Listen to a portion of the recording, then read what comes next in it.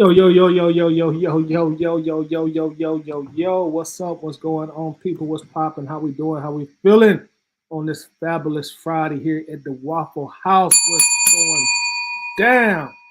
Yeah, it was a great week, great week, great week. Our Falcons once again are on prime time. Sunday night football this week. We were on Monday night football, as we all know.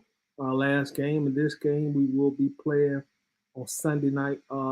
This coming week or this weekend, I guess I should say, against Mr. Patrick Mahomes. So we definitely got our hands full Sunday night. But the good thing is, it's going to be a home game, so we will be at home for this one. Back in the friendly confines of the Benz. So welcome in, my friends. Y'all know the rules. Y'all know the rules. Let us know what you want from the back in regards to your order. Y'all know we keep a full bar back there. So if you want something to drink, just let your dog know what you're sipping on. We'll make sure we take care of you. Also, make sure that you do let us know where you reside or what area code you rep. Make sure to put your area code in the comment section so we can shout you out. Love knowing where everybody watching from.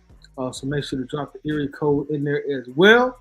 Also, do your dog a favor, man. Make sure you smash that like button for your dog. It does the channel a lot of good things. It helps us grow more importantly. Also, if you like the content that we drop here on ABG, consider becoming a member. It costs you about 5 cents per day, about a nickel per day. That definitely helps us out as well, supporting the channel. Those of you who are currently a member, I definitely do thank you. Appreciate you greatly, you know. So let's get the show on the road. Kansas City Chiefs. I looked it up. Somebody feel free to double check me, but versus Patrick Mahomes, he is 1-0 against the Falcons. Beat us in the 2020 season. Based on my research, if I missed something, please let me know that. But he is 1-0 against us. Again, we lost to him in 2020. So we need some redemption. I feel based on how we played against Philadelphia, I feel good about our chances, y'all. I really do. I feel real good about our chances. So we're gonna talk about it. And what do we need to do as a team to make Mahomes have a very long night in Atlanta? Because if you can shut down Patrick Mahomes, you increase your chances greatly of defeating the Kansas City Chiefs. If you can shut down Mahomes, you can make him have a bad game, a bad night, a bad performance. Force him to give you 2 or 3 turnovers. Your chances greatly increase of being the Kansas City Chiefs. So we'll talk about that. So some keys to victory and limiting their great quarterback that they do have, and they also got some great defensive players on their squad as well. So we'll discuss that. Also, let's go into the chat real quick. Shout out to our dog King, Atlanta supporter is in the building. What's up, King? Says what's up, Toddy? I like to have the Atlanta Bird Gang special, which is his usual with the Falcons' future Super Bowl ring attached. Let's read the bell for that. Shout out to my dog King, Atlanta supporters in the building. What's going on with you, bro? Coach in the building. What's happening, Coach? How you doing today? Well, how you doing tonight, Coach? Says what's good, brother? Ready for Sunday. So with that being said, let me get that Kansas City pack, smoke on it. Then let me get a 40 of 211. Coach, you ain't playing no games tonight. A 40 of OE. Oh no, you really ain't playing no games. And a pint of that Thunderbird going Unk style with it. Boy, you ain't playing no games. I hope you ain't got to get up early tomorrow. Shout out to you, Coach. Appreciate you coming through, man. Shout out to you. We also got Marlon Cozy is in the building. Says Atlanta Bird Gang and chat fam. What it do, man? Looking for another upset? Yeah, bro, that would be nice. And speaking of upset, Kansas City is currently, I think they're a 3-point favorite against the Falcons right now. So we're about a 3-point underdog. It might have been 3.5, but I think we're currently at about 3 points underdog. I know conventional betting wisdom says you typically will get 3 points for being a home team. So they're only a 3-point favorite. So Vegas, I guess you can look at that and say Vegas got a little bit of confidence in us because Philadelphia was like a 6.5-point favorite when we played them. So that is something to consider. Our dog Millie Mills in the building. Says ABG, what's up with it? What's up with you, Millie Mills? How you doing, bro? Hope your weekend going great thus far. Seth Thomas in the building as usual. What's going on, Seth? How we feeling, bro? What's happening? Dog King Richard in this thing. Says, what's good, bro? I really think we can pull this off. Hey, man, I think so too, bro. I'm not gonna lie to you. For the Philly game after the Pittsburgh game, I was real skeptical, man. I was like, oh, bro, Mahomes are gonna come down here. They're gonna do it. They're gonna do us something bad. But now, I could pick things up from the Philadelphia game. You know, with the team starting to gel, starting to build some chemistry, especially on the offensive end. You know, the defense being very good, solid. You know, thus far these first two games. But offense, you know, I finally saw them gelling. I finally saw them gathering their confidence. I finally saw Kirk Cousins look like the Kirk Cousins that we paid for. So if Kirk can give us the same kind of game that he gave us, like that second half especially, hey, man, call me a fanboy, but I really truly think we could compete with any team in the league as long as our quarterback playing like he played, you know, last game, bro. I think we compete with most teams, man. You know, our run game, you know, our wide receivers are solid. Not saying we got the best wide receivers, but I feel they solid. I feel that they are threats, you know, especially when you consider the running game. B. John can come out the backfield and catch.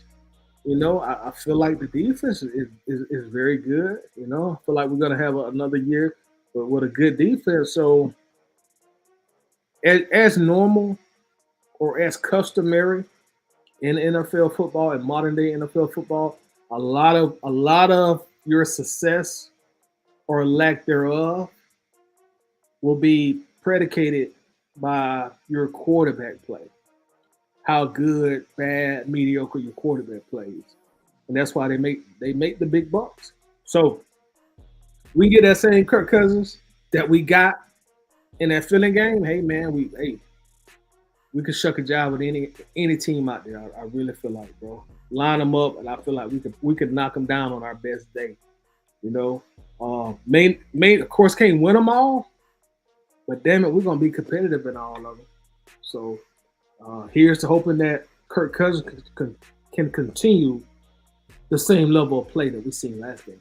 We got our brother Dave Starks in the building. What's happening, Dave? So what's up, Tyler? Let me get some hash browns all the way, a pecan waffle, 2 eggs, and a large coffee. Order up. I got you, my dog.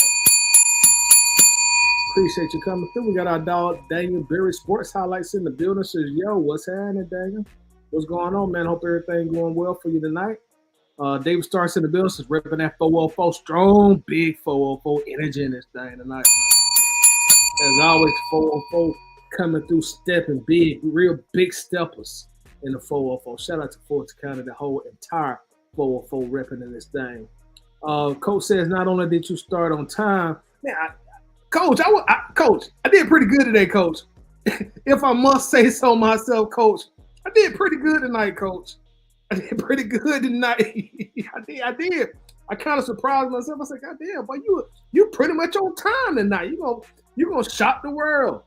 That may be an omen that we gonna win because I got here on time. For me, I'm really surprise y'all. I'm trying to surprise y'all next week. Next week, I might even come in this thing early. Oh man, my bad, Coach. Coach said not only did you start on time, you started early. That means we want to score like 15 because that's definitely once in a lifetime thing for you being on time. It is, bro. It definitely is. I even set up early because like my routine is, you know, I got a routine before I do a show up, before I go live on YouTube. You know, I'll come sit down and I think in my head like what I want to talk about. And then I just play music. You know, music kind of gets me in the mode to come on and talk.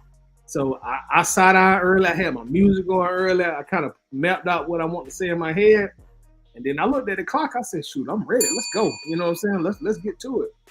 Let's straight get to it. King Atlanta supporter said, I got AJ Terrell, Justin Bates, and Justin Simmons get an interception this Sunday. Hey, man, let's ring the bell for that. I definitely hope so. That means we got 3 of them big things from Pat. A long night for Mahomes in Atlanta. It's gonna be a long night, man. Hey, King, I'm feeling good, bro, about the game, man. I'm feeling good. I think we can make Pat have a long night. And y'all know Taylor Swift gonna be in the building.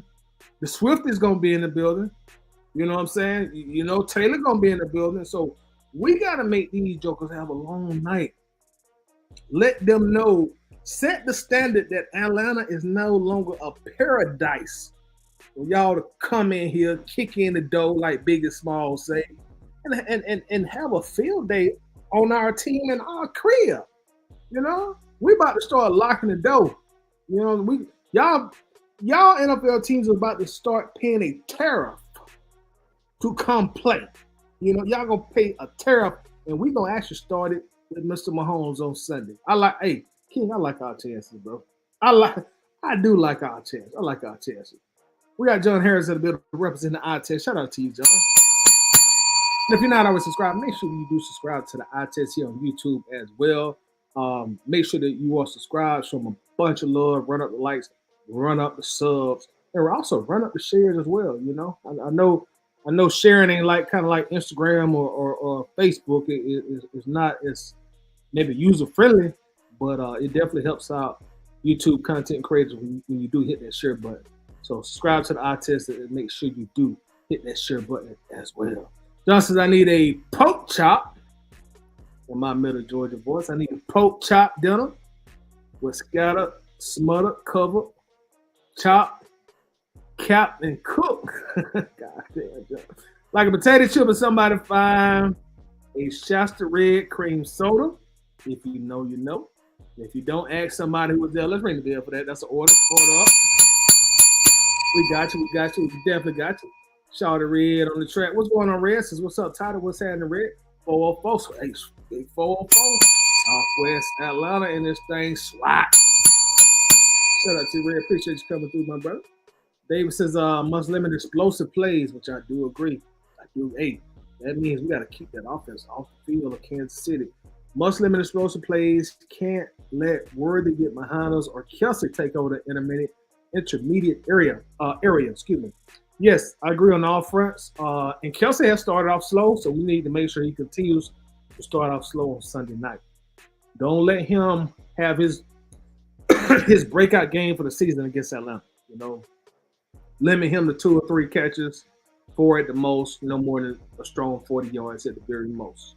You know, limit Kelsey to a maximum of 40 yards. William Amy in this thing. What's going on, William? How you doing tonight, bro? Appreciate you coming in. Reyes is not real. Okay, you talking William? My bad. King Rich says we left 3 touchdowns on the field for real, for real. I can see that, man. I know Kurt mixed some guys on some passes too. I do know that. You know, of course, we got the dub, and that's the most important thing. And that's another thing, King Rich, is taking advantage of opportunities every time they're presented to us to score points. Because when you playing a quarterback like theirs, a head coach like theirs, a seasoned team like theirs, you know, you really almost got to play perfect or limit all your mistakes and take advantage of every single opportunity that's put in front of you. You know, so I really hope we'll come out and do that this Sunday night. Another nationally televised game. Shout out to that, man. Shout out to us being on TV. Dave in the middle. What's going on, Dave? Says, what's up, Toddy? Not much at all. Hope your weekend has started off with a blast. Appreciate you coming through. King Atlanta supporter says I got Kyle Pitts getting another touchdown this Sunday. I hope you're right, bro. Definitely hope you're right. Definitely hope you're right. He already got one early first game of the year. DJ Game says, what's up, Tyler? What's going on, DJ? Keys to victory: contain Mahomes, maintain good coverage, win time of possession, and limit turnovers, and we will win this game. I'm also going to be there. Rise up. Hey, man, enjoy the game, bro. Enjoy the game. And bring us some good luck in the games, too. As far as your keys to victory, man, I could not agree more. Contain Mahomes. That goes with the title. Make Mahomes have a long night in Atlanta. Make it a long, late summer night in the A. Long night for Mahomes. Maintain good coverage. You know, no broken assignments, no broken plays on defensive side of the ball. Win the time of possession, which I do agree with. Establish the run early, stay consistent with it, and be productive with it. Keep that number 15 off the field. That's one way to contain it. Don't let him get on the field, you know, and limit turnovers. I totally agree. Win the turnover battle. win the time of possession battle, and we will leave our crib with a victory. Let's go ahead and third game of the season, second game at home. Let's go ahead and get a win in front of the home field crowd on national TV. Y'all know our history, so I really ain't got to go into a lot of detail. Y'all know the history, but it really would mean a lot to this fan base that supports this team through thick and thin, through great, bad, and irregular, to get another marquee victory in prime time on national TV, at home, at the crib. And they didn't let the roof off that thing. They didn't took the roof off. Arthur Blake said, "Hey man, take the roof off this Sunday night." I'm coming in the ring. I'm going to get inducted into the Ring of Honor. I'm giving y'all some free hot dogs, giving y'all some free tater chips, a free souvenir cup. Take the roof off this thing. So I think it would mean a lot to this fan base to win this game. Get some momentum, and of course you want the team to have all the momentum in the world, but also for our fan base specifically, let the fan base get some momentum too. Give us a reason to keep coming to the bands. Give us a reason to keep paying $30, $40 a part. Give us a reason to stay in traffic for at least an hour. Win. So build up the momentum with the fan base too, and that way that helps the home field advantage for the duration of the season. So there's a lot on the line this game. The difference between 1 and 2 and 2 and 1, hey man, that could be the difference in getting the playoffs. That could be the difference in a first round bye. So it's a lot on the line. A lot on the line. T. Terry, what's going on, T. Terry? Says I think we need another speed wide receiver. I saw your boy Cooper, Amari Cooper. I saw some talk about him leaving, or getting traded or something like that. Who knows, man? We got some cheddar, bro. We got some cheese. We got some cheese in the bank. We got some guap. We got some stacks. You know what I mean? We got some mundo. We got some chickens. We got some money now. So hey, you never know. We might do a little something. Strapped up in this thing. What's going on, Strap? So we winning this game, bro, 28-24 in favor of the Falcons. Rise up. Let's go. 404 represent. Shout out to the 404 in this thing. Strong tonight. Yes, I said strong. SKRONG. Strong. Shout out to the 404. DJ says, I think we can definitely win this game. And if I'm being honest, I can see this being a 30-point game nail biter. Ooh, that'd be a great game on Sunday night, bro. Yeah, great game. And then we'd be 2-0 on prime time, man. I would love that. Strapped up said Justin Simmons will have 3 interceptions. Oh, bro. If he get 3 interceptions, he's gonna win NFC Defensive Player of the Week, which Jesse Bates won for this past game. We would win that distinction 2 weeks in a row. I hope you're right. He due for one. Y'all know how he do Mahomes. They be calling him Mahomes kryptonite. So we need him to come out and get him 3 interceptions, like you say. Ron Thomas in the building. What's going on with you, Ron? Ron Tati, do you think the Atlanta Falcons will blow out the Chiefs? I gotta be honest with you, Ron. I don't think we're gonna blow them out. If we blow them out, boy, that would be some. But I do think we can win.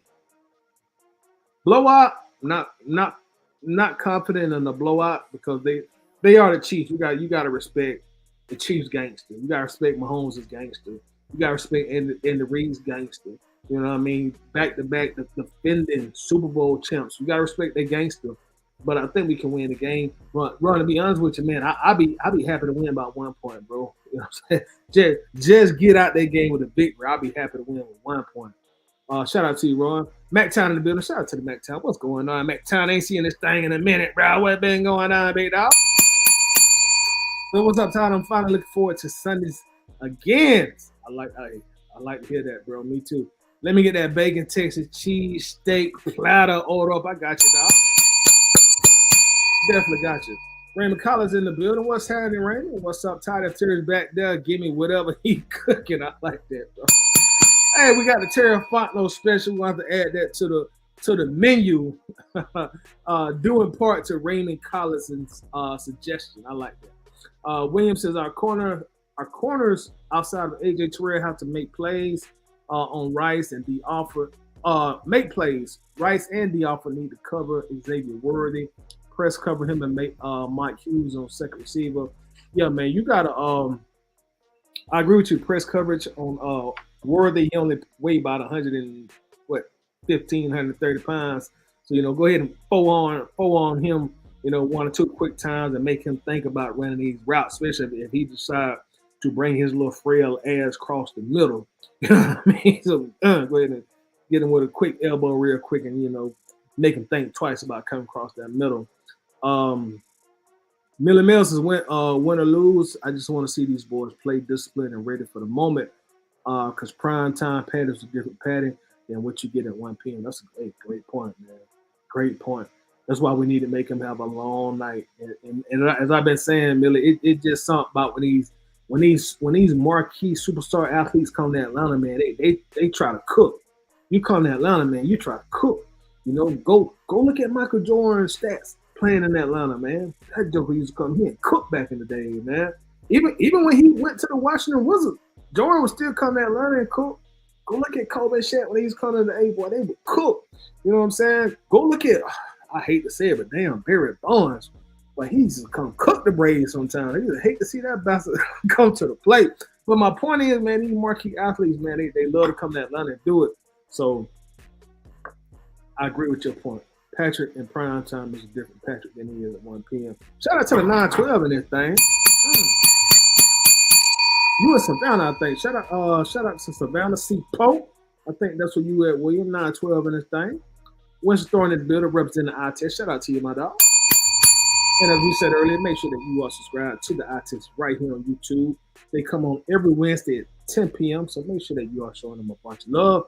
Because what's happening in Bucket Chat, smash that like button. Shout out to 804 in this thing, VA in this thing, Virginia in this thing. And just like my dog said, make sure you do smash that like button, man. It definitely helps us out a great deal. Appreciate that, Winston. Let's see here what else we got. Make sure we don't miss somebody before we get this thing rolling. Time of possession is the key. Run the ball and keep Patrick Mahomes on the sideline. I could not agree with you more, bro. Keep him over there. Keep him with that baseball cap on. Keep him off the field. Totally agree. My dog Jeremy Dupree in this thing. It's a tight. I love that Kirko admitted he missed throws coming off a drive. Like that's different. I like that too, man. I love one thing I love about a quarterback, especially my quarterback specifically, since we're speaking about Kirk, is ones that take accountability. Take accountability when you mess up. Hey, that's on me. I'm gonna learn from it. I'm gonna get better about it. I like that, man. I like that. I respect it also. A great deal. Seth says, give me a Karma Sunday dank Delta 8. Oh, why you coming here smoking that sticky icky? Delta 8 orange soda vodka blunt at a cold Miller 40 on ice. Shout out to my dog Seth. Order up, man. We got you, man. We're a little ratchet in here anyway, so we got you, big dog. We got you, bro. Williams says our offense line up to run block, including Bijan Robinson. Hey, man, Bijan threw that hell of a chip block, boy. Hey, I like that from Bijan because sometimes I be questioning Bijan's, his gangster a little bit. Not saying that he ain't a great player, he's a great player, but sometimes I question sometimes his aggressiveness. As we tend to say, having that dog in, And I love the fact Bijan threw that chip block on the old dude, and then Bijan looked at him too. Bijan looked at him like, what you gonna do? What you gonna do? I love to see that, man. I love aggressive running backs, man. That's one thing that I used to love about Devontae Freeman because he was a little bitty cat, but he was aggressive. Devontae played like he was like 6'3", 235. That one thing I liked about him. Love that about the burner. Michael Turner. Michael Turner was gonna deliver that physicality to you. I like physical running backs. I don't care how big he is. I just like physicality. So I love to see that from Bijan. Shout out to Bijan also. He started the season out pretty good thus far, so hopefully he can keep that momentum going. King Atlanta supporters is tired of when the Falcons win the first Super Bowl. All here going to break loose. Can't wait for that. Man, you bro. We've been waiting a long time. It's been a lot of bad and irregular, as far as room for this team but it's going to pay off soon, man. It's definitely going to pay off soon. David Starr says tight ends have a good days against the defensive Pitts can't get loose. It's time to look at trading him.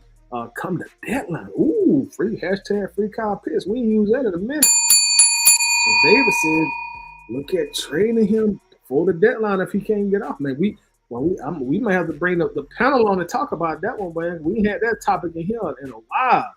But he has one touchdown, but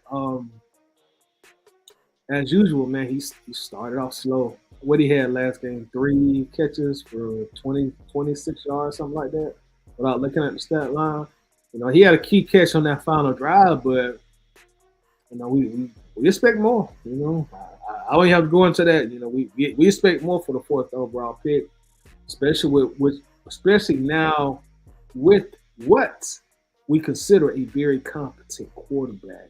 You ain't got Ritter or y'all boy Mariota back there. Coach Cordes, I don't know if they have them still, which I think they don't, but I would love to see us in that black on black with the red stripe units from the big era. They no, they don't have those in rotation. I'm pretty positive when I say this, but you have to tell the NFL which uniforms you're gonna wear before the season starts. And if they're going to use those as their throwbacks, then you'd have to let the NFL know before the season start, which I'm 99.9% sure the Falcons have not done. But those jerseys are still there. They can NFL team. They got money to make them, so they can bring them back out if they wanted to. But they'd have to let the NFL know, well ahead of time. Maybe next year. But I'm with you. I love that black on black. I like the big jerseys. Red says we most definitely winning on Arthur Blank night. Baby, let's ring the bell for that. So we about 30 minutes in, man. Let's go ahead and get the panel in. I'm about to drop this link, man. Anybody want to come up, man, and chop it up here? Let me get this link out. Just a second here. So let me drop this link, man. Anybody want to come up, be free to click that link, man. Everybody's welcome. If you're not a regular, you just got to come on camera. If you're a regular, we already know who you are, how you get down. But click that link if you want to come up. DJ Gamer says, I think what would make this win so special is the Falcons are known around the world as trash. So winning on national television against actual good teams shows the actual truth about the Falcons. I agree with you. I totally agree with you, and that's a little bit of what I was alluding to earlier. Beating another team in prime time, especially when you beat the Chiefs. The Chiefs are the Chiefs, man. They like the Yankees of the 90s. They like the Lakers of the 80s right now, like the Bulls of the 90s, Chicago Bulls. Like, you beat them, people gonna look at you like, oh boy, you beat the king. You done beat the king of the league. So you beat them, people look at you a little bit differently. So that would be a huge victory for the franchise, huge victory for the fan base as well. William says we need to handle business Sunday night, but we have to be disciplined because of the refs. Lord can't see it. They do. yeah, they do. Like I say, man, it's like Michael Jordan, man. Michael Jordan's gonna get the calls. My dog, what's solidified that better? What's going on, Wolf? Shout out to you, bro. Appreciate you coming through, man. Since tired of catching an early flight, we'll be in the Benz on Sunday, 973. Shout out to the 973 in this thing. I'm a dog Wolf in this thing, 973 to the 404. So if Wolf is going to be at the game, that's a guaranteed victory. Calling it now. Guaranteed victory. I need to try to make the game. Now everybody talking about they're going to be at the game. Definitely would like to meet my dog Wolf. But yeah, enjoy the game, Wolf, bro. I'm sure you will, man. Have a blast. It's going to be a Sunday night game. The weather is going to be perfect. It's going to be like 81, 82 degrees. And game time, night game, roof is open. Arthur Blank in his ring of honor. The humidity gonna be gone. So man, I'm sure you're gonna have a blast, my brother. So enjoy yourself, man. Hopefully I can make the game to see you. I'm gonna try my best to get out there. William says we have to set the tone. And my bad. Y'all also make sure to check out Wolf here on YouTube as well. Great Falcons content creator. So if you're not subscribed to his channel, make sure that you do subscribe. Run up the likes, run up the comments, and also run up them shares as well. William says we have to set the tone. Can't get behind this game and play discipline at Atlanta Falcons. I do agree. Shout out to Chris and Lewis in the building. What's going on, Chris? Appreciate you coming through. Appreciate you coming through. Wallace Smith says, what's good? What's good with your title? What's going on, Wallace? And give me that all-star breakfast with scrambled eggs with cheese, all bacon, and that butter grits with a plain waffle with butter served and some Orenthal. James repping that 912 in this thing. 912 repping pretty hard tonight. We got Big Suge in the building. Shout out to you, Big Suge. Says the defense really showed up against the Eagles, which they did. If that same defense can show up against the Chiefs, it can be a long day for the Chiefs. We can win this thing. I agree, bro. I agree. Defense is going to be the key, and I think Kirk Cousins is going to be the key as well. We got our brother Keely checking in, 404, running this thing up. Says 404 checking in, run the damn ball, and let's be successful running the ball. Shout out to the 404 also in this thing. 404 strong in this thing. Y'all keep the comments coming, please. Hold on, Jeremy says, Tyler, please don't mention Freeman. No, I said I like his aggression. I'm not going to even teeter in that Devontae Freeman blocking zone. I just like his aggression, bro. That's what I was saying. We also got our brother James Holloway in this building. What's going on, James? Let's bring the crew up, man. Get this show on the road. Give me just a moment here. Let's see. Get everybody in. Mr. DJ, cut that music. Bring everybody up real quick, y'all. Give me just a second here. Just trying to get everybody in here at the same time. Like Fruit to say, at the same damn time. We got Coach in the building. We got Red in the building. John in the building. DJ is in the building.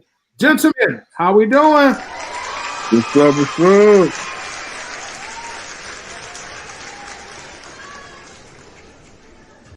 Am I in there? Oh, yeah. Okay. You in here. Appreciate everybody coming through.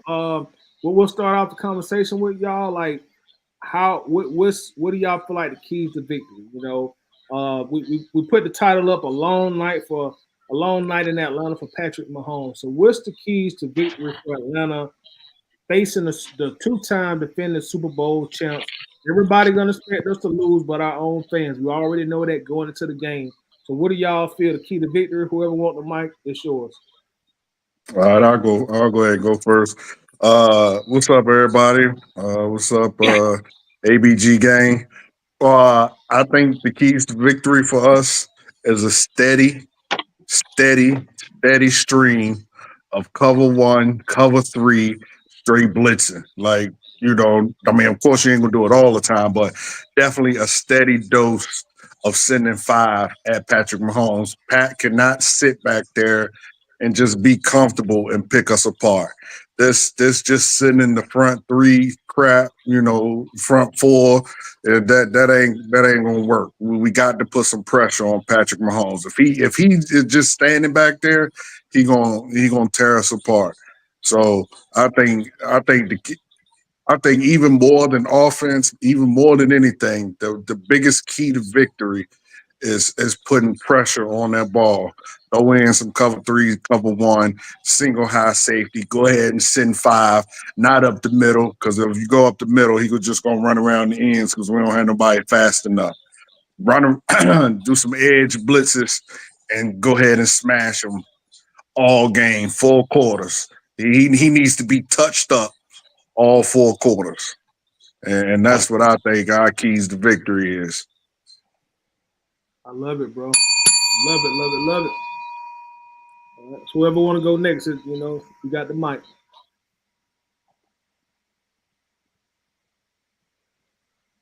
somebody. Go ahead, John.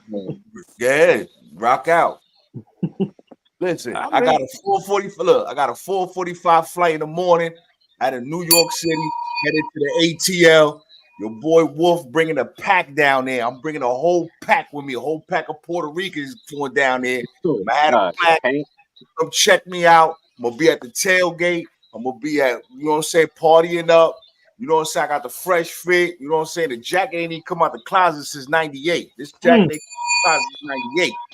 You know what I'm saying? So I don't do keys to victories. I don't do none of that. But I tell you what, you got a Thanos on one side with 3 Infinity Stones. You need the Avengers on the other side. That's all I know. You know what I'm saying? that's a Thanos coming. That's a monster, a Godzilla coming into the bench. Definitely. You know, I don't know. You know, my coach, my high school football coach, that was my customer. So I don't really know too much of that other stuff. But I tell you this: you need some Avengers. You need the Incredible Hulk. You definitely need a Thor. You can't have no Ant-Man out there. You know what I'm saying? Against these 10 right here. So it is what it is, man. You know what I'm saying? I'm just bringing in good energy, and we going down there and we gonna get this W, and that's what we're gonna do. And we're going to set a tone for the next 3 games, because the next 3 games, our enemies is going to respect us no matter what. See, this ain't really our enemy. Our enemy coming week after that, and then the week after that, and the week after that. So we need to start setting a tone, because I respect the enemy, because the enemy ain't never going to change. They know when I wear this and they wear their colors, we know what it is. I don't care. We had a statement game win. They had a statement game win, right? They beat the Bucks, beat Detroit. New Orleans beat Dallas, and we beat Philly. Guess what? We about to make another statement Sunday night. You already know what it is. Tidy, listen. Everybody on the panel, let's get some good energy out there, and let's get this W, you know what I'm saying, for our team. And let's get this W for one of the best owners in the NFL. One of the best owners in the NFL, who's not only respected as a philanthropist, but as somebody who's done so much good for this organization. So let's go get this W out there, man. Salute to everybody. Whoa. Life. Prepare to get your life up. Hey, that's what I'm talking about, Wolf. Shout out to Tidy, man. Man, like this video. This video right here but when I go to sleep and if I wake up and this video don't got 100 likes, I'm gonna start dissing everybody. This video have 100 hold likes. on, Wolf. You ain't gonna diss me, is you? You ain't gonna diss no. Red. Diss the ones that's watching, because if you watching, you should, as soon as you come in here, you should be liking this video. You should be wiping your feet. Don't never go in a man's house and open the refrigerator. You ask for permission. And right now we in Tidy house, and motherfuckers need to start asking for permission and liking this video. If I don't see 100 likes for the people in the chat and all those shares and stuff like that, I'm gonna start dissing people. I swear to God I am. But I'm gonna be Wolf, let me give you a big Wolf. Let me give you a big shout out. My dog. Hey, Wolf, where you flying in, bro? Friday? Saturday. So I should touch down about 10:30, and then I'm taking my wife got me a tour of the Benz, so I'm going on a tour of the Benz from 2:30. Supposedly, you know, I don't know what it entails as far as the tour, but I'm going to the tour. Then I'm gonna have some dinner. You know, go around, go to the College Football Hall of Fame, do some shopping, chill. You know what I'm saying? Got some family down there I'm gonna go see, and I'm just gonna have a good time, man. So you know what I mean? I'll be there early. We leave about 4:45 out of New York, and I should be there by like 10:30. Oh yeah, you're gonna have a good time, man. That tour is nice too, man. That's a big ass stadium, bro. So it's gonna be a lot to see, a lot to do. Man. So I just look, man. I just for everybody out there, man. You have to understand that the reputation of the Falcons hasn't been good for the past 6-7 years. It's been very, very hard to be a Falcon fan. You know what I'm saying? It's been very, very hard. So for me, I like to express myself a little different. Now, I respect the coach, what he just said, one safety high. I understand all that language. I do. You know what I'm saying? But for me right now, what the fan base is missing is W's. That's what we missing is W's. And once we start getting W's, you're going to see the fan base start coming back together. See, the fan base is so far apart from each other that it hasn't had a chance to repair itself. It hasn't had a chance to repair itself. And we focus on what we do so much on the field that we forget what to do off the field. See, winning starts off the field. When you got a good owner, a good GM, and a good coach, you're going to get W's. You're going to get W's. And I think we have a good owner, a good coach, and a good GM.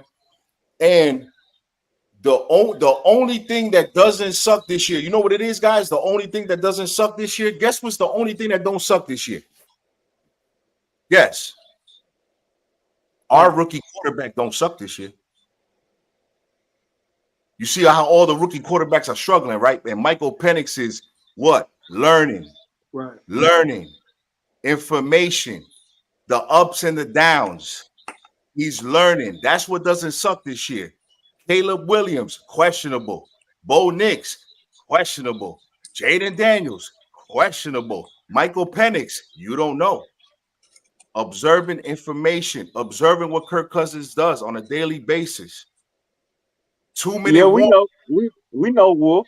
We know what Okay. he is. Okay. We know what he is. What's that Keelan said? We saw preseason one. What's that Keelan said? Hey, Wolf, Keelan sent the super chat. Shout out to you, bro. I appreciate Hey, that. man, you know what I'm saying? I appreciate you. Listen, you know what I mean? Look, I'm only here to give good energy. That's what I do. I give good energy to everybody, man.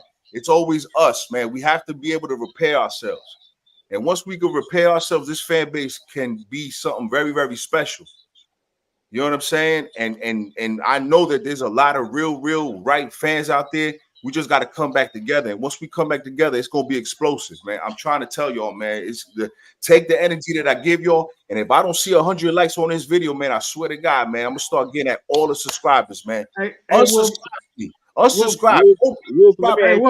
Keelan said he's sending this $5 super chat so you don't make a diss track about it. So Wolf, text me your cash out so I can send a super chat to you, bro. All right, man. Listen, I will, man. You know what I mean? But listen, everybody, I don't want to take too much time, but salute to everybody, man, that's on the panel. You know what I'm saying? Hopefully we can all, you know what I'm saying, meet each other one day and form great relationships and great bonds, man. So I appreciate you, Tidy, man. Well, I'm about to get some sleep. I'm gonna wake up early in the morning. Let me ask you one more question before you go. When do you feel the organization was all together? The last time we was all together as an organization. It probably wasn't even 2016. 1998. It was probably 98, probably. You know what I'm saying? But you what about 2012? 2012 was a good year too. 2012. See, but you have to understand that when it was hard for me to get information being up here, but since my sister lived in Atlanta for so long, I was getting information that people didn't realize what was going on. But what ruined the NFL is social media. Social media ruined the NFL because everything goes like this. It's a microwave generation. No disrespect to my son and his generation, but it's a microwave generation. We want instant gratification fast. Now that we can get it. Right. And now in the NFL, it's instant gratification because now the proof is in the pudding, right?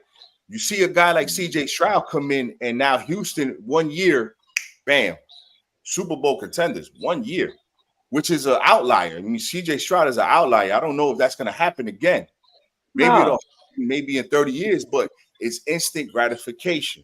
It's instant gratification. Not that long, but I don't think every rookie quarterback gonna be CJ Stroud. Right. But I think every other year you might get one because I think they a lot of them coming into the league a little bit more experienced. Some of them anyway. It depends on what system you're running in college.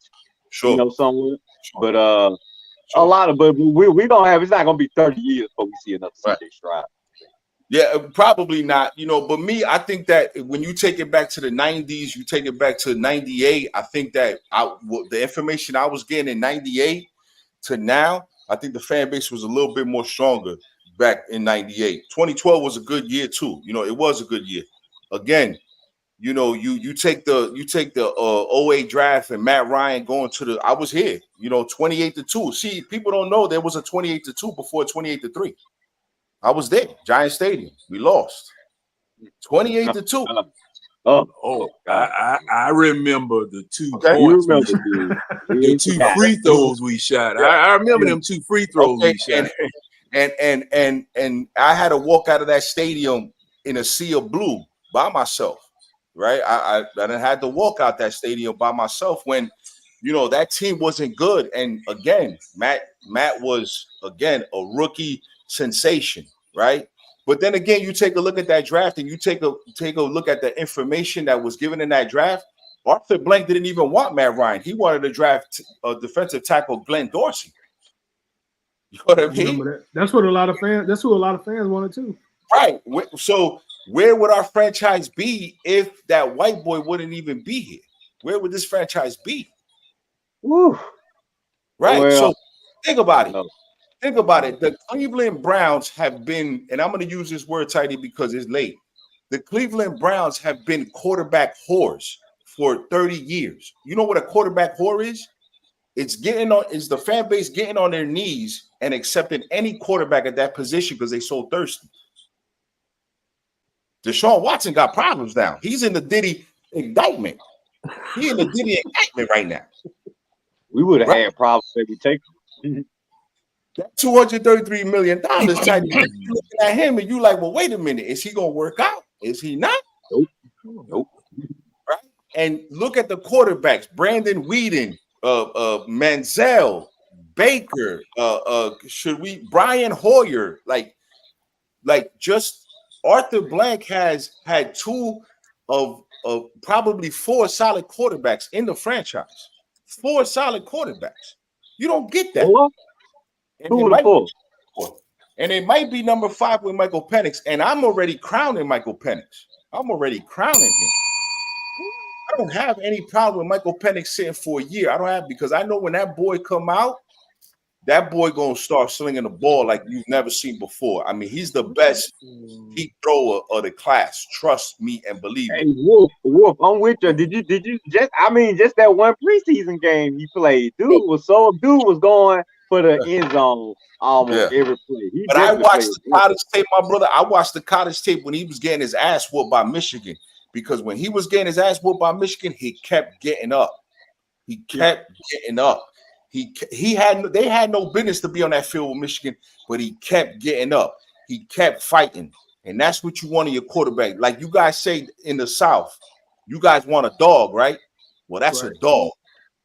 That's a dog right there. That's a different type of cane corso. That ain't no regular pit bull. That's a cane corso mixed with a Saint Bernard dog. Yeah, that's one of the big dogs. You know what I'm saying? All right, Wolf, don't get us excited now. We're gonna want his ass playing, son. Listen, look, like I said before, if I wake up and this video don't got 100 likes, we got a problem in this motherfucker. I'm trying to tell y'all, man. But listen, we coming after y'all. Me and Wolf, the light skin crew, baby, coming out. Before you go, Wolf, shout out your channel, bro. Let everybody know. Hey, man. Wolf solidified, man, on YouTube. I do things a little different over there. Wolf solidified on YouTube. I try to incorporate a lot of comedy into my content. Wolf solidified on Twitter. Wolf solidified at gmail.com. If you don't want me to do a diss record, send me a message. I'll call you. Send me your number. I'll call you. Just remember, man, keep it cool, man. We're going to be all right. Keep it cool. And if the NFL is scripted, then I ain't got no problem saying that we're going to win the Super Bowl in New Orleans. Hey, I love it. that would be a nice script, being that they gave them a Super Bowl after Hurricane Katrina. Then I ain't got no problem saying we're going to win the Super Bowl in New Orleans. You feel me? I keep forgetting it's going to be there this year, too. Yeah, so salute to everybody. Yo, Tidy, thanks for having me up, man. You know I would stick around, but I got an early flight to catch, man. But I love y'all. Everybody, salute to everybody in the chat. Like the video, We'll be down here when you get here, Wolf. Hey, man, I'm gonna be down here, bro. Yeah, safe travel down there. Hey, appreciate you, man. I'm very excited to go down there. Very excited to just watch this game and enjoy. And everybody, man, salute to everybody, man. Salute, man. I appreciate y'all, man. Tidy, appreciate you for having me up, man. Thank you, man. Thank you for coming on, bro. Hey, let me give you and your wife. Let me give you and your wife a restaurant. Rays on the River. Try that one out. Rays on the River. Yeah. Bang. Rain on the River. Rays. RAYS. Rays on the River. Okay, I got you. Rays on the River. She upstairs. She gonna write anything down. So she gonna like that one right there. We gonna get this motherfucking W. I swear to God, we gonna get this W. That's what we gonna do. Salute, man. Later. All right, Wolf. Peace out, bro. Peace out, brother. All right, man. Talk God Wolf, y'all. Bringing that good energy. Wolf. Well, that was a good one, Tidy. Nice good stuff. Yeah. So that's all God Wolf. Make sure to check him out on YouTube. And also, so what y'all think, man? So Wolf gave his piece. Coach gave his piece. We just got Ron in the building, DJ in the building. So either one of y'all who ain't spoke yet, what y'all think? He's a victory, man. Um, First I want to say, Wolf need to be up there on the DJ booth with Tigger because Yes. he was motivating. Hey, he was motivating he had me. me crunk. He need to be the one up there introducing everybody. But nah, man, like I said in the chat, I think the key to victory would be, just I think the main thing, if anything, is just contain Mahomes. Don't let him get no crazy, behind the back, in between the legs, step back, 50-yard pass. Like we just need him. Keep him. Honestly, they say don't keep him in the pocket. I think we just need to pressure him, like Coach was saying. Don't blitz through the middle because he's just gonna run straight to the outside every time.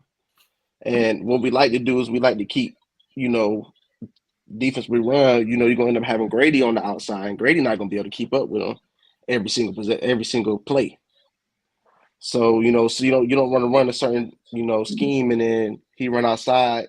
You got Animata on right side, Grady on the left side, and it's like, oh man, he burning. He got through both of them, and that's what's happened with Jalen Hurts a lot. As soon as he cut out to the outside, it's gone. But I think as long as we just keep Mahomes at bay, I think it's gonna be a good game. I mean, I can see like I said, I see it being I wouldn't say a shootout, but I say decent scoring. I hope I'm not even gonna say I hope our offense can get back to 2016 days. Even the 2017, no, 2017 was 2018, 2019, close to end of the season offense, man. I want some of those years, even though we had losing records those years, but that passing game, I missed the games where we had a 4,000 high 4,000 yard passer throughout the season, but I do want that run game going. I think we just need to contain Mahomes. I believe in the defense. I believe in the coverage. I mean, that coverage is, for the amount of time Jalen Hurts had in the pocket and for no one to be open, I mean, that's definitely, I think we definitely got a huge underrated coverage because, I mean, like, man, like I was watching that game and I was like, whew, man, he got like 10 seconds and nobody open. He just ran. Because we only send in the front three. That's what I'm saying. We can't do that this week. You let Pat sit back there, he gonna tear our ass up. Kelsey gonna tear our ass. I mean, Nah, hey, let's not say that man's name. He been Taylor Swift been sucking his soul out, so he been trash lately. So let's not jinx ourselves and like he been Toddy trash said, let lately, him but go for 5,000 yards catching or something. he been trash Well, lately, but that's the worst. Most of his yards come from freestyle plays. Most of his yards come from, broken plays. Oh man, he didn't get open on this route, so let me just run this way, and that's what we do worst on. So I just hope we can maintain that. I mean, I'm a little iffy about Troy, but I believe in Caden. Then we got Simmons and Bates back there. I mean, I think, like I said, I think we're gonna do pretty good. I mean, I'm going to the game. I hope that brings good luck, but I truly believe if we would have lost the Eagles game, I wouldn't have as much confidence I had now. I say that. Yeah, Someone else could take over. I feel the same way, bro. But excellent comment, excellent commentary, bro. I agree with virtually everything that you just said, DJ. Also, let me give a special shout out to my cousin, Broderick Hunt. Says, man, we dodged the bullet with Deshaun Watson, and that's actually my cousin. Grew up with him. I don't have an older brother, so he took the role as my older brother. From like 4 years old to he left for the military. So shout out to my blood cousin, man. Much respect to you, and I'm saying this on a public platform. Appreciate everything you did for me and all the life lessons that you taught me as a young jit. Back in the wartime. So just want to say that. And before John and also William, and I don't think Red went yet either. But before y'all go, we are hour in, so y'all know what time it is. We gotta do 3-word Monty real quick here, people. I think everybody done played this, but DJ, I don't think you done did 3-word Monty is. But real quick, what I'm gonna do is I'm gonna give you a person, place, thing, phrase in 3 words or less. Give me the first 3 words to come to your mind. It ain't necessarily got to be 3 words, but that's what we hope to get from you. And it's real quick, no explanations, rapid fire. We always start off at the top. So, Coach, you at the top. You ready? Yes, sir. All right, so here we go. The Dallas Cowboys. Trash, trash, and trash. Okay, wait, I can go for that. All right, Red. This one Yes, should sir. be good for you. I know you are movie guys. So you got John Wayne. Oh man, I hate westerns. All right, I can dig that. I can dig it.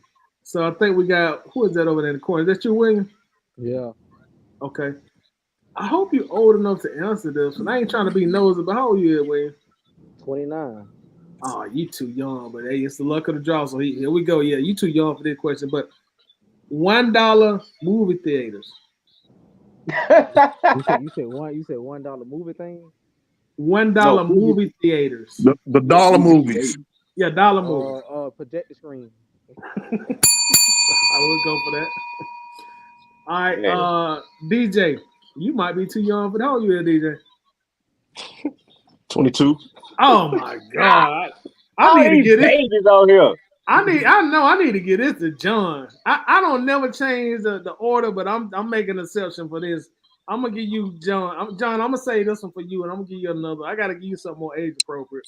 I don't even think you were born on this, but here we go. I'm gonna give you this one, DJ. Disneyland. I'm gonna be back in the field. I hate California. So I'm gonna see y'all in a few. All right, Let me try to steal by DJ. Thought you hate something. That was easy. I said I hate California. That's what, but I'm pretty much old soul though. I ain't gonna lie to you. So Hey, Tidy. At least he got the right state right. He could have said Florida. Right. Exactly. No, that's Disney World. Yeah, I Florida know. Disney World. See, that's Okay. Disneyland out there, and it's Disney World there. In Okay, Florida, DJ, that's good. I'm glad you know. But, Yeah. hey, yeah. All right, Since here my you go. question got switched. Yeah, that was see your what- question. That was yours at first, John. But I got to give you this one, which is probably more appropriate for you because you're a big car guy. 1995 Ford Mustang. 95. Ooh, I wish you had gave me that one. Now I had a 90. Oh, the 95. Ugh. Hey, 5.0 hatchback. yeah, but well, first thing come to mind to me is you remind rear me end trash. I couldn't. All the rear ends and them things were horrible. You ain't like the hatchback? No, the rear ends were bad. Now the configuration was good. Let me look at that car because see now it changed in 92, 95. No, if I'm not mistaken, 95 is the You might be right. the best looking one, the 5.0. Yeah, that 5.0 was crazy. I really ain't like. I have been crazy about the model since they changed it from that time period. Yep, that time period is the best looking. Yeah. See now. Oh no, I hated that doggone car. Yeah, if the image matches up with the year, no. See, I didn't like this one. And that's just my opinion. But I know that the rear ends were bad.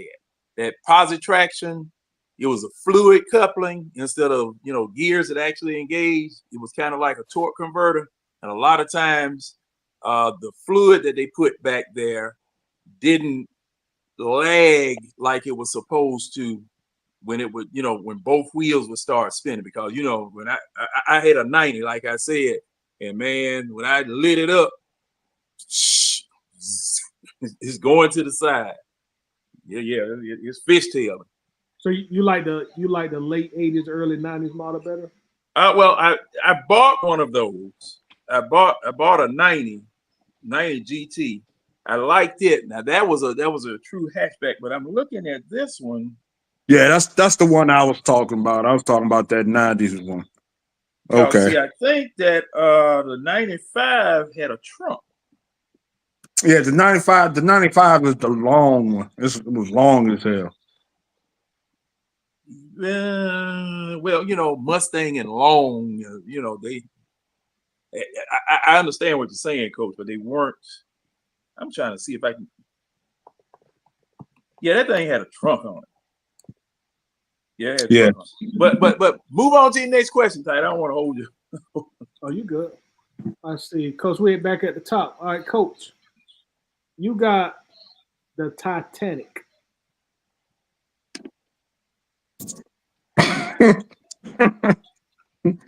Silly clear people. Don't do that, man. Don't do that. Don't do that. Oh my God. All right, yeah, Red. We're gonna go to you. All right, Coach, I wanted to ask you about that, but I'm gonna leave that alone. Yeah, let's leave that one alone. I'm gonna leave that alone, Coach. You don't mess with Tidy's audience. All right, Red. What's up, You big got dog? Barry Coach Choo Bonds. training back there. Who you say tight? I got who? I'm got sorry. Barry Bonds. Oh, Barry Bonds. Should be in the Hall of Fame. I agree. He probably never gonna make it, but I do agree. I know. I hate it. All right, DJ, you getting all the old folks stuff tonight. This is way for your time, but I can't change the order again. You got BlackBerry cell phones. Now he my might first not cell have phone. even seen one of them, My first cell man. phone. Now I seen them. That's the with the little screen, and they got the little keyboard with a little thing in the middle. Yeah, Yeah, I little know. mouse looking thing. Oh, okay. Oh, Yeah, I still yeah. I got told you I'm an mine. old man. I was raised in Augusta, Georgia. We ain't had nothing new. Shout out to the But, AUG 706. oh yeah, so yeah, 70. All my folks from Richmond, but three words for black. You come Old ass phone. That's a good one. They changed the world. That's what it did. It Yeah, did. it did. It just couldn't keep up with the technology after it changed the world. Yeah. And I bought some stock in BlackBerry. That shit's so terrible. But anyway, John, Mm-hmm. Buckingham Palace.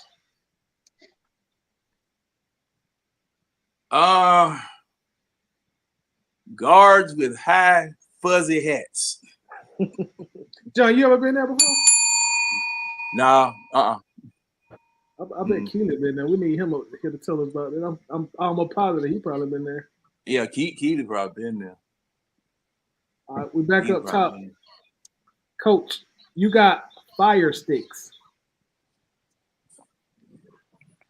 Not what you got in your hand now. Right. Honestly, I don't know. That's my three words because I've never had one. I don't know nothing about them. Hey, we'll take that. I don't know. That's a good answer. All right, so we got two more. Red. Welch's grape juice. Hot garbage. My church's communion drink. Hey, when that thing ice cold, man, and you wake up in the morning from a hangover, that thing hit. Yeah, that hit when you sober. Especially for those of us in the me tidy age range. Well, when that used to come in a can, you just used to can opener to pop to hit the triangles, man, boy. I remember that, Coach. I like the can. Cold too. Mm-hmm. All right, this is our last one, DJ. You got Diddy. Oh, There you go. Yeah, them three No words right Diddy there. That party. big ass laugh. That was enough. Oh shit! No Diddy party. And that's this week's episode of 3 Word Month. A thousand I don't bottles know why of them lube. clowns coming out running their damn mouth. They need to. They go Look, back. this Don still got his BlackBerry. That's a damn shame. Dang, Why? Sell it, John. It may be worth. It may be worth some money. Still work. It looked like I it's in good love, condition too. man, look at here. I love this thing. Man, I'm telling you, boy. I really love this thing, especially that little thumb part there in the middle. Man, And it may be worth some money. yeah, man, love I'm this thing. big. Yeah, look like it's in good condition. Blackberry bowl. I think I had a bowl too. Yeah, Blackberry bowl. Because it was nice, small, or whatever. And see, the thing is about these things, you had to type them. Well, I had to type them with my thumb because you see my finger, man. I put my finger. I'm fat fingering people's money and calling folk that I ain't supposed to be calling because it's covering 2 numbers when I'm mashing and all that type of stuff. But I love the thing. Man, I really love that thing. And yeah, man. I had to get him out. Oh, and Somebody trying to kill me over here. Shit. What's going on? And that I was hitting my drink when he said, when he brought up somebody's name. Damn near choking on my drink. Oh, Tiger, when you said Blackberry for a minute, I thought you were gonna say Blackberry molasses. I thought so I too. remember that song. That used to be my jam back in the day. Yeah, that's why when you said DJ was too young, I was like, oh man. He don't know nothing about that. That wasn't no hit Right, song. that was a local hit, so you don't know nothing about that. All right, but yeah, get back to the game, man. Keys to victory, Johnny. Did you tell us your thought on the upcoming game, or I don't know if we missed? Well, no, I didn't. And I'm gonna say like Ric Flair always said, in order to beat a man, you got to beat the man. Last week, going against the Philadelphia Eagles and winning the way that you won with, you could have cut the doubt with a knife. I'm telling you, the doubt was thick. The doubt was drowning. The doubt and the trepidation and the fear and all that type of stuff, man. It was something else. It was something else. But thing is that you overcame all of that. You overcame some mistakes, and you showed well on Monday Night Football. Showed well on Monday Night Football. So well that I didn't make my call this week. And I'm gonna let them go on ahead and play that game, and I'm not gonna, I'm just gonna hold my nose and dive in Sunday night and see what the heck happens. Thank you, Mr. Harris. Now, thing is, for me, I like to take the New England approach to defending other teams. Take away what they like to do, or take away their, I guess, most critical thing. And what I'm seeing is take away Kelsey. Just take Kelsey away. Now, what we are going to have to do, the Falcons are going to have to play Patrick Mahomes the same way that other people played Michael Vick. When you rush on the outside, it has to be a disciplined rush. You can't pinch in too quickly. You can't pinch in too quickly, or like Coach said, he's going around. You can't pinch in too quickly. You rush and just bring it, but be ready to go outside. Just be ready to go outside. If you blitz, you got to get home. You mess around there and blitz, you got to get home. You got to get home. Offensively, now, what I just said about what we need to do to Kansas City is going to do to us, and any smart team should. What do we do best? Now, we have developed a reputation for being able to run on anybody, on everybody.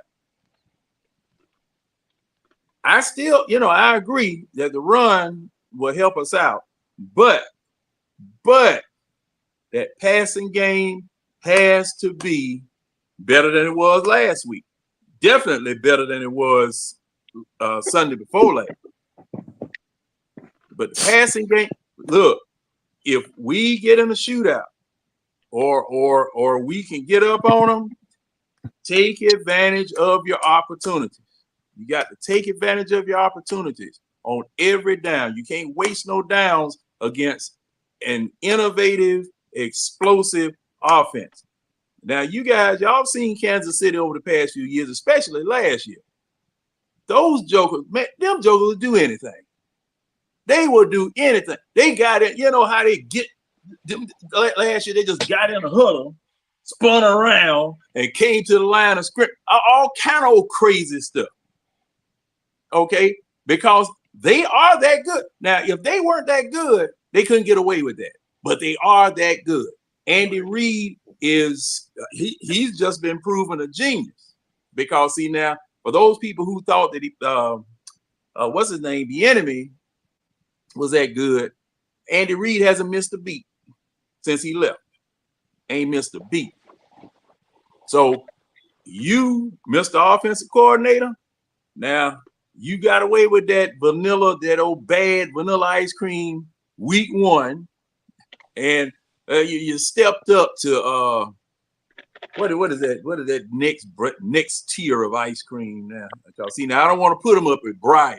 Because see, Breyers is primo to me. Sherbert? Brand name. Mayfield. Brand name. Metropolitan. Who? I said Metropolitan. Is that one with all three of them? Oh yeah, that's Neapolitan. That's Neapolitan. That's a flavor. Mayfield. That's a flavor. What I'm talking about is whatever it is. The Mayfield. Haagen-Dazs. I don't want no Haagen-Dazs. Yeah, Haagen-Dazs. Yeah, you know, I go to. You got to go to Breyers. You got to go to Breyers next. I mean, your offensive coordinator has got to be as innovative. And hey, I want to see some bombs this week. I want to, you know. Now, last week that was good. That when he threw to Moore. What's his name? What was it? Moore? Mooney. That when he threw to Mooney, that was good. That was good, especially the way that he was tough enough to throw Buddy off, run, and then man, the dude that I was with at the bar, oh man, that joker did a forward flip with no hand. Hey, that's what I want to see. That's what I want to see. You know, especially man, if he had done that in the dome, what would have happened? What would have happened? Boom! You wouldn't have had the doggone turn the thing to open the dome up. They'd have blowed all the glass out the top of it, man. Hollering and cheering for something like that. Because the people at home are waiting for that kind of excitement at home. They waiting for that type of excitement at home.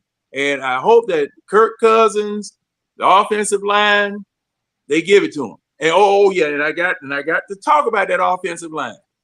They did real good work this past week. Just like you all were saying about how Bijan chipped Buddy. That wasn't no chip. That was a dog, man. He knocked him up. That was a pancake. That was a pancake. Yeah, that was a pancake. Because Buddy got up trying to figure out what state he was in. Right. I mean, he put him on his back. He put him on his back. But, you know, continuing that same motion, gentlemen. Just continuing that same motion and realize Kansas City can be beat, especially early in the season like this. And see, that's why I say take Kelsey away and let him see what he can do with those wide receivers that he had trouble out of early part of last season. You know, see what your wide receivers can do. He ain't done nothing all year, John. Nothing. I don't even think he's had more than 50 yards catching in any game. Well, let's talk about Kelsey. Yeah, he only got like 40 yards for the season. Yeah, well, see, thing is now, they think they're going to come here and they're going to get it right. See, right. They think they're going to come. Because, see, you know, our reputation is the get right team. Anything wrong with your team, play the Atlanta Falcons. You can work it out on them. They'll help you get your team right for a playoff run or a good 5 or 6 game win streak, because the Atlanta Falcons are some real good guinea pigs. We got to throw that off. We got to change that. When you come in when you come in the most beautiful edifice in the National Football League, if you're not a fan, you should be in pain by the time you leave.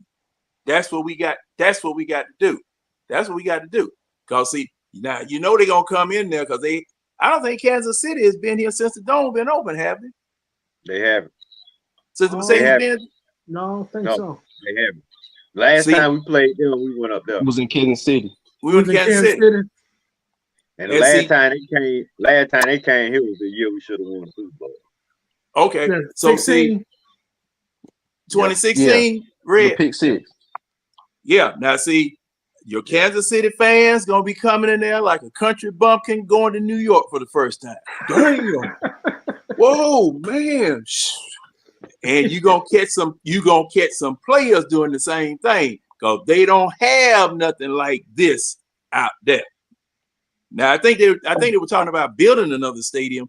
Plus and I'm gonna tell you what, they come here and I know they're gonna be impressed with the stadium. They come here, get impressed. They're gonna put some pressure on those people out there in Kansas City to build something just like this. Yeah, because I'm telling you, Patrick man. Mahomes definitely need his own palette. Yeah, I'm telling you, man, you're going to catch everybody, all those Kansas City fans coming in, they going, damn, and get them on the third level at the 100-yard bar. Shoot. Yeah. Man, half a Kansas City fan might not be in their seat at game time, and you need to bust them up early. Right. You know, so hey, Falcons is on your plate. It's on your plate. Just like a game of 21 or whatever. You hit the last shot. That was Philadelphia. Then you seal it. Bam! With this victory right here. Oh no, we still got And people have New Orleans come up here and bust them up. God, that's the seal. Because just like Coach said, hey, you know, this is a hell of a gauntlet we in these first 6 games. This is a hell of a gauntlet. And New Orleans, and you go into your division schedule right after these next 2, last week and this week, these 2 tough games. Woo! It's just like an SEC schedule, Toddy. It is. Hey, we going into the SEC now. Yep. So Really that's all I got. All right, very well said, John. Go ahead, Red. All right, I ain't gonna be too long because Coach and John pretty much took all my ammunition. Nah, I'm just saying. But y'all definitely had some good ones.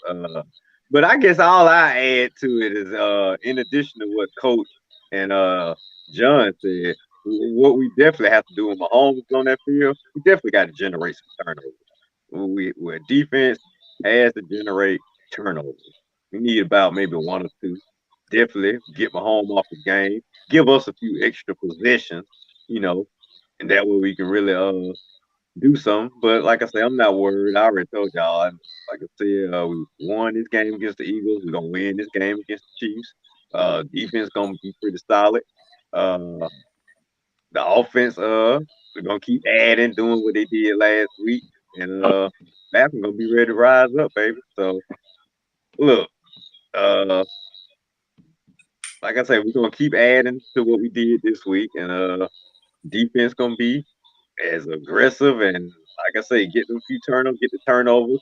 We playing his kryptonite and Justin Simmons, so I know he's gonna be ready for the home. Man, don't pick them off more times than anybody in the league. So, and pretty much Simmons know how to play him anyway. So I'm pretty sure he's telling the rest of the starters how to get to him. So I understand it's the Chiefs, man, but I'm just real confident in the Falcons this week, and I think we about to go on the. Excuse me, y'all. I think we're gonna go on a little win streak because we got the Chiefs after that, and Tampa Bay after that, another national TV game. So we got the monkey off our back with the little Eagles win. It would have been. I would have hated to come into this game 0-2 because now it really would have been a must win because you don't really want to start season 0-3. But we got the monkey off our back against the Eagles, and that was all we need to do. Get the monkey off our back. Let's see this offense the way it was really supposed to look. Week 1, it was, and you know what? by the time October and November gonna get, we gonna be saying week 1 didn't even count. We just gonna throw that game away. That was really preseason game number 1. Like Larry said, and I think Coach said too. Preseason game number 1. Get that rust off, because if you saw how we came out in game number 2, it was more the offense we was expecting to run. It was running the ball, Bijan, Algier, using what we got, play action, London, Pitts. We even threw a few balls to the other tight end. Mooney. That's what I'm saying. Use the weapons we have. If we get more of that on Sunday, Falcons gonna win this game. We gonna win this game. If the defense play like they've been playing and the offense continues to expand, we are gonna win this game, and we gonna beat the Saints. We're gonna beat the Bucks, and we're gonna beat the Panthers. We're gonna have folks saying, looking back, saying, "Man, where in the world did this come from? I thought this team was suck ass after that Steelers game." Well, that's what you thought. Reality is here, baby. Falcons are ready to rise up. I told you. We're gonna throw that Steelers game away. Sunday is the official home opener, baby. You hear that, DJ? You going to the official home opener. Week 1, that was just a preseason game. Sunday against the Chiefs, off the blank night, that is the official home opener. Falcons gonna be 2-1 with the Saints coming to town. Then that's gonna be 3-1 with the Bucks on Thursday night. That's gonna be 4-1, and we're gonna top it off with old redhead Andy Dalton in week 5, baby. 5-1. Book it. Ring that bell, tighty. All right. Hey, very well said, man. I can dig it. I can dig it. All right. I had all that emotion, but I got kind of crunk as I went on. I'm going to divert this statement to Red and John, our resident ATLians. This comes from Mr. 912. He says, "I need to know where I can get a good steak, fellas. I'm coming to the game. I'm leaving at 9:12 in the morning." Shout out to the 912 in the building. So you want to know where you can get a good steak. You still send them up to Raise on the River or Waffle House 1. Waffle House. Man. You got Malone. You got Longhorn. Yeah, you got a few spots you can get a good steak at. So put Malone on your phone. Put Longhorns on your phone. You got your wife with you. Yeah, you go to Raise on the River. I wouldn't go by myself. But Waffle House, yeah. Like I say, you can get a few spots you can get a good steak in, man. I think he's looking for something local, y'all. That he can't, you can get Waffle House and Outback and Longhorn anywhere. Well, I was about to say. That's what I was kind of thinking that too. Raise on the River. Raise on the River. Now he can come down here to the Doug.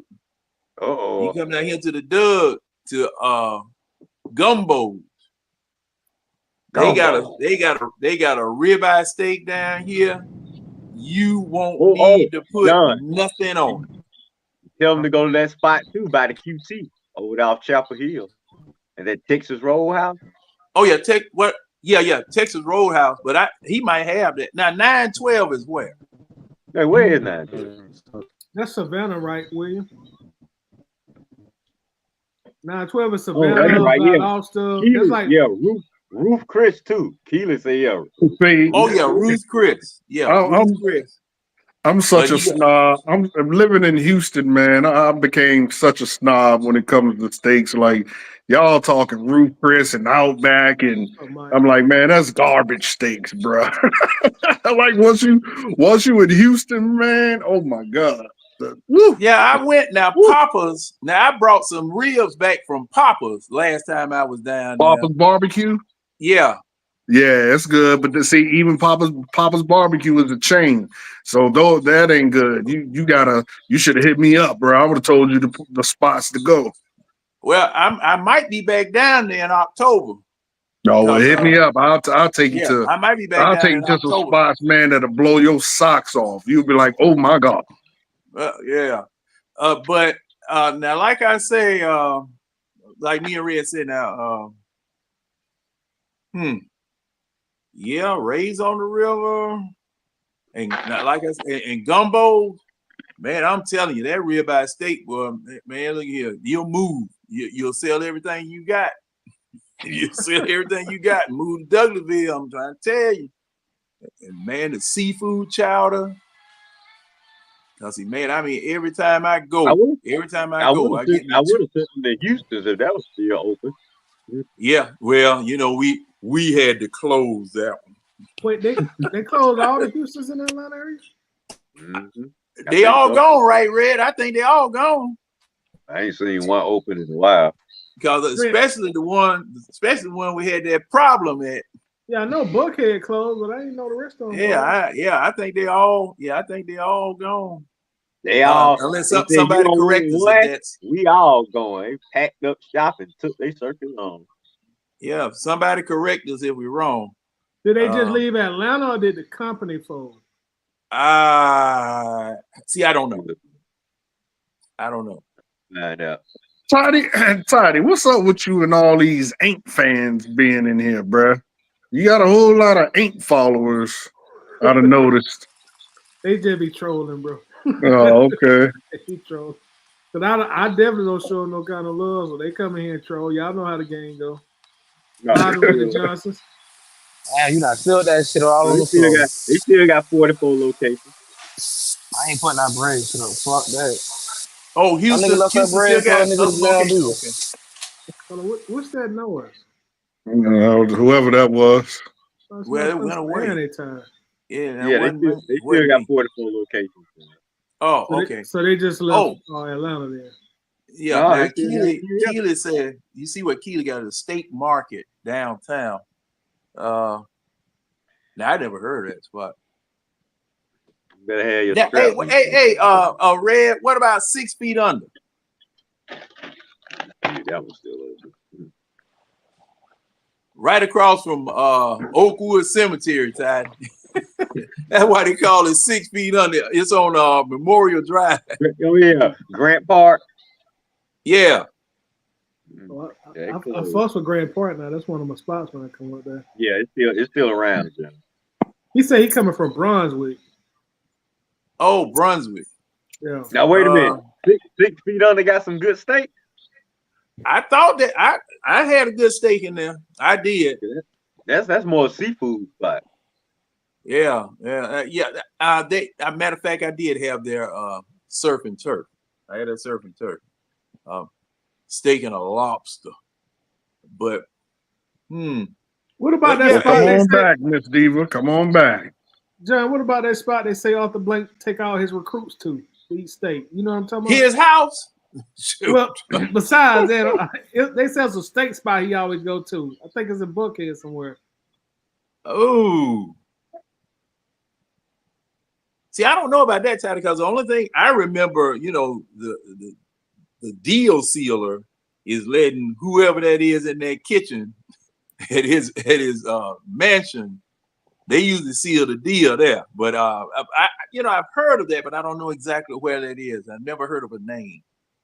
Yeah, I'm gonna someone in the chat, please. If you all know where Arthur Blank takes people for steaks, put it in the chat so we can see where it is. Cause see, I don't know. I don't know. Yeah, I know. I remember Vic was saying that he took him there, and I remember John Abraham said he took him there too. I can't remember the name of the place though. But see, now Toddy, now that's another thing. Now I don't know whether Buddy gonna be able to finance no steak now. He might have. He might have. Hey man, no. What I'm saying, see, some of them doggone steak. There was a post on TikTok or someplace where these jokers walked out of someplace in Vegas with a $300,000 bill, and they were talking about splitting it. That's it, John. Bones. That's Bones. It. Okay. Shout out to the check down in the building. Okay. Yeah, man, shoot. Now that check down done brought back a memory for me.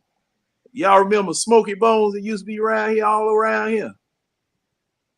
Red, you don't remember Smoky Bones, Red? Smoky Bones? Yeah. Was that downtown? No. Well, they had one location up in Duluth, They had one location out here in Douglasville, one in Kennesaw, but they were around the city. They were around the city. You know, and man, I'm tapped out as far as steak places are concerned. It is Bones. Bones is the spot. Dang. Okay, he said Rathbun Steakhouse. Rathbun Steakhouse. Okay. All right, y'all. But one thing I want to do real quick is I want to look at this. Look at this video from Raheem Morris when he's talking about why Rook or Ruru has been inactive. And just for clarification purposes, no rookie, no 2024 draft pick has played in any regular season games this year outside of the linebacker JT Bertrand, who's only played on special teams. For about 40 snaps. So go listen to Raheem Morris give his reason on why. You know, you get 6 linemen that we're putting up right now, defensive linemen. And right now we've been going with Eddie Goldman. We've been going with Grady Jarrett, David. We've had Zach Harris. We've had TQ. And we've had Catavia Street up. You know, guys that have played a bunch of football that are really working that rotation right now. And those guys have been up first. And Rook's done a great job in practice of really potentially have an opportunity to crack the lineup at some point. I'm not sure when that's going to happen. I've been really pleased with his practice habits. I've been really pleased with the way the guy's going about his business. He just happened to be surrounded by a bunch of vets right now that are actually really intentfully doing a good job for us. And I don't know, I'll ask you maybe next week, Dave, which one of those guys you want to put down to put Rook up. Initially, I didn't see you know, I guess it was the use of a weapon, how people interpreted that as a fine, as a penalty. And, you know, Drake, he's a great kid. And his intent was not as a use of a weapon. He probably was shooting T-shirts into the stands, to be honest with you, though, because he's just that kind of a guy. But he was excited. He got excited. He's one of those guys that plays with great energy. Okay, he talking about that penalty Drake London got. But the reason I played this, y'all, because some of us have been asking, you know, hey, where Rook at? You know, second round pick. We know our Peanuts ain't playing, but where Rook at? You know, where the rest of the draft picks at? So I'm interested to know y'all thoughts, y'all opinions on none of the rookies playing this year, you know, based on what Coach just said about the second round pick. I thought that Rook was injured. No. I thought he was injured because that's what I hit, because I thought he had a shoulder. He was nursing a shoulder or something. But last week, it was last week that somebody said that no, they just chose not to put him in. And no, he was inactive week 1. Yeah, he was designated inactive week 1. DNP coach's decision. Yeah, but. For me, of course, I don't want him to play him just for the sake of playing him. You know, if they're better players, play the better players. But I mean, I can't say unless, because he is seeing something that we not. He's seeing them day in, day out. So if he can't be out Goldman, I feel like he must be kind of trash. Like I don't know, man. It's something just don't sound right, don't feel right with that whole situation, to be honest with you. Because he can't beat out Goldman. If he can't beat out Goldman, then I mean he's a bust. Oh, bust. Well, see now, Coach. Now the man said that not listening to what he said. And that's what I'm gonna go on when I go ahead and say what it is that I'm gonna say. He said that the 6 veterans were playing fine. Yeah, we're playing better. Right. Yeah. He said no. No, he said they're playing fine. They're playing good. Okay, so he said he didn't know when that man was gonna crack the lineup. Right, that's what I'm saying. If he can't beat out Goldman. Well, now in the coach's eyes, is that really a knock on Ruke or Yeah. I don't know about that one, because see, you know, now Raheem doesn't throw folk under the bus. Yeah, I understand that, but that's what I'm saying. It's something more to it that he ain't telling us, because if he can't beat out Goldman, then to me that speaks like he's trash. Because to me, Goldman is a barely average to mediocre player. Well, and see, now that's another thing, Coach. Now, if you saying that, we went and picked, you let that man unretire and come to the team. So is our talent evaluation good? I think we needed bodies, John. I mean, we needed bodies. We went and paid Kirk Cousins and, we needed bodies. So, but that's what I'm saying. He was supposed to come, and to me, and this is just me, you draft him, he is supposed to come in and take the reins. Your guy that you brung out of retirement shouldn't be your starter when you have a rookie, a second round pick, and he's sitting on the bench. Like, he should be able to beat him out. Well, now, Coach, if they seeing them every day and they saying they want the experienced vets in there, I really don't have a problem with the kids. But yeah, that's what I'm saying. I don't either. I'm not saying. Yeah. I'm saying, I mean, don't put him in. But don't put him in just for the sake of putting him in because he is a second round pick. Right. Yeah, no. Let him what I'm saying though is, to me, it seems like it's more to it. The fact that they won't put him in. I don't think it's more to it. I think it's Coach saying, look, I got my experienced big guys busting their ass, giving me solid production. We 1-1.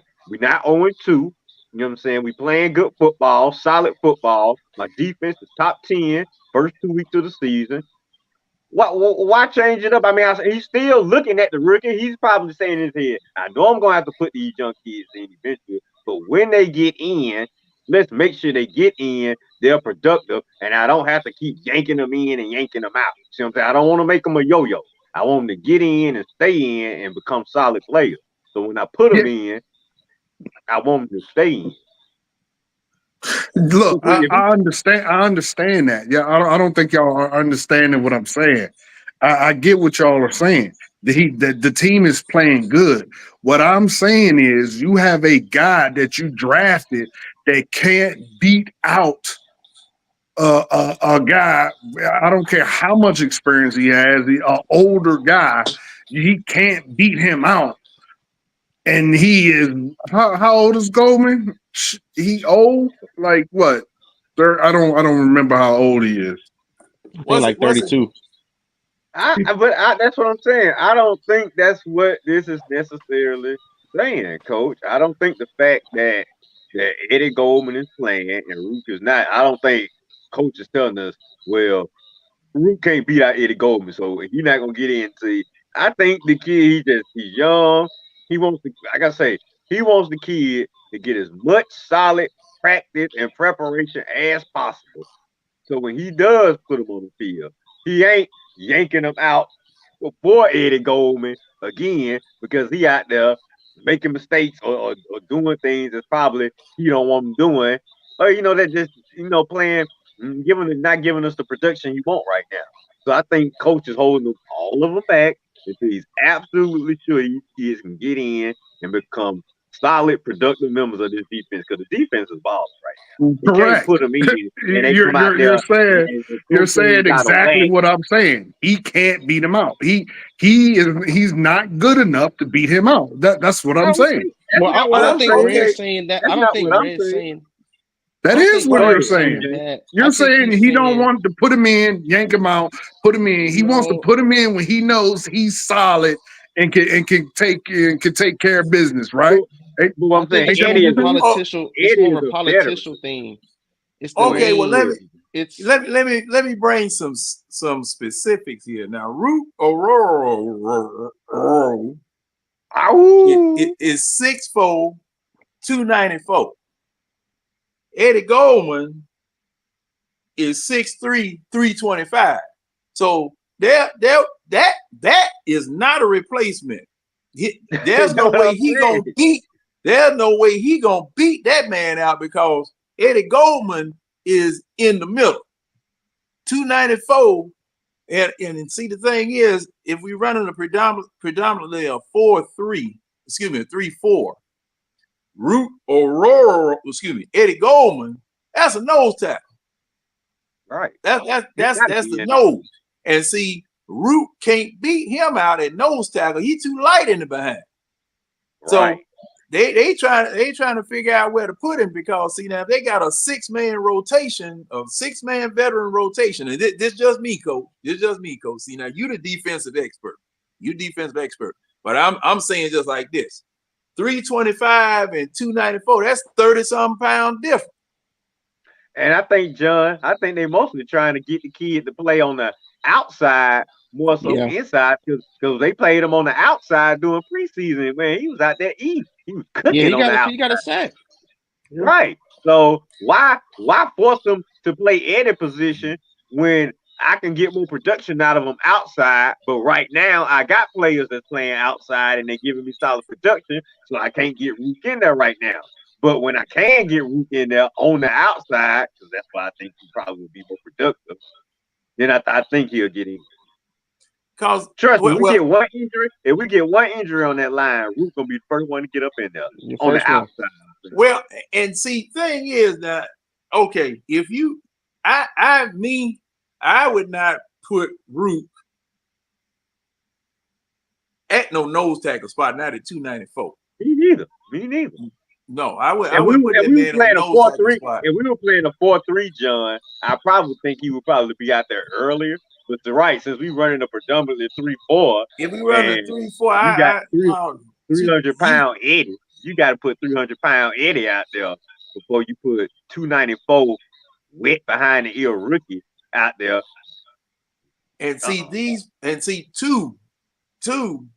We played the biggest offensive line in football last week. Playing against Philadelphia, we played the biggest, man, shoot, them jokers 337 all the way across. So see, the sack that we did get, how many sacks did we get? 1 or 2? One. Now the sack that we did get, I kind of feel, cause see, the thing is, okay, you got a great big old offensive line in front of an elusive quarterback. Okay, man, I was glad to get that sack. I was glad to get that sack. They finally bust through the line and all of that holding that was going on last week. Cause see, that was ridiculous. It was just like doggone defensive linemen had handles on. Yeah, this is nuts. Okay, so just to let y'all know, first off, Eddie has 2 tackles all year, but more importantly, he's the 3rd string. They have him listed as 3rd string.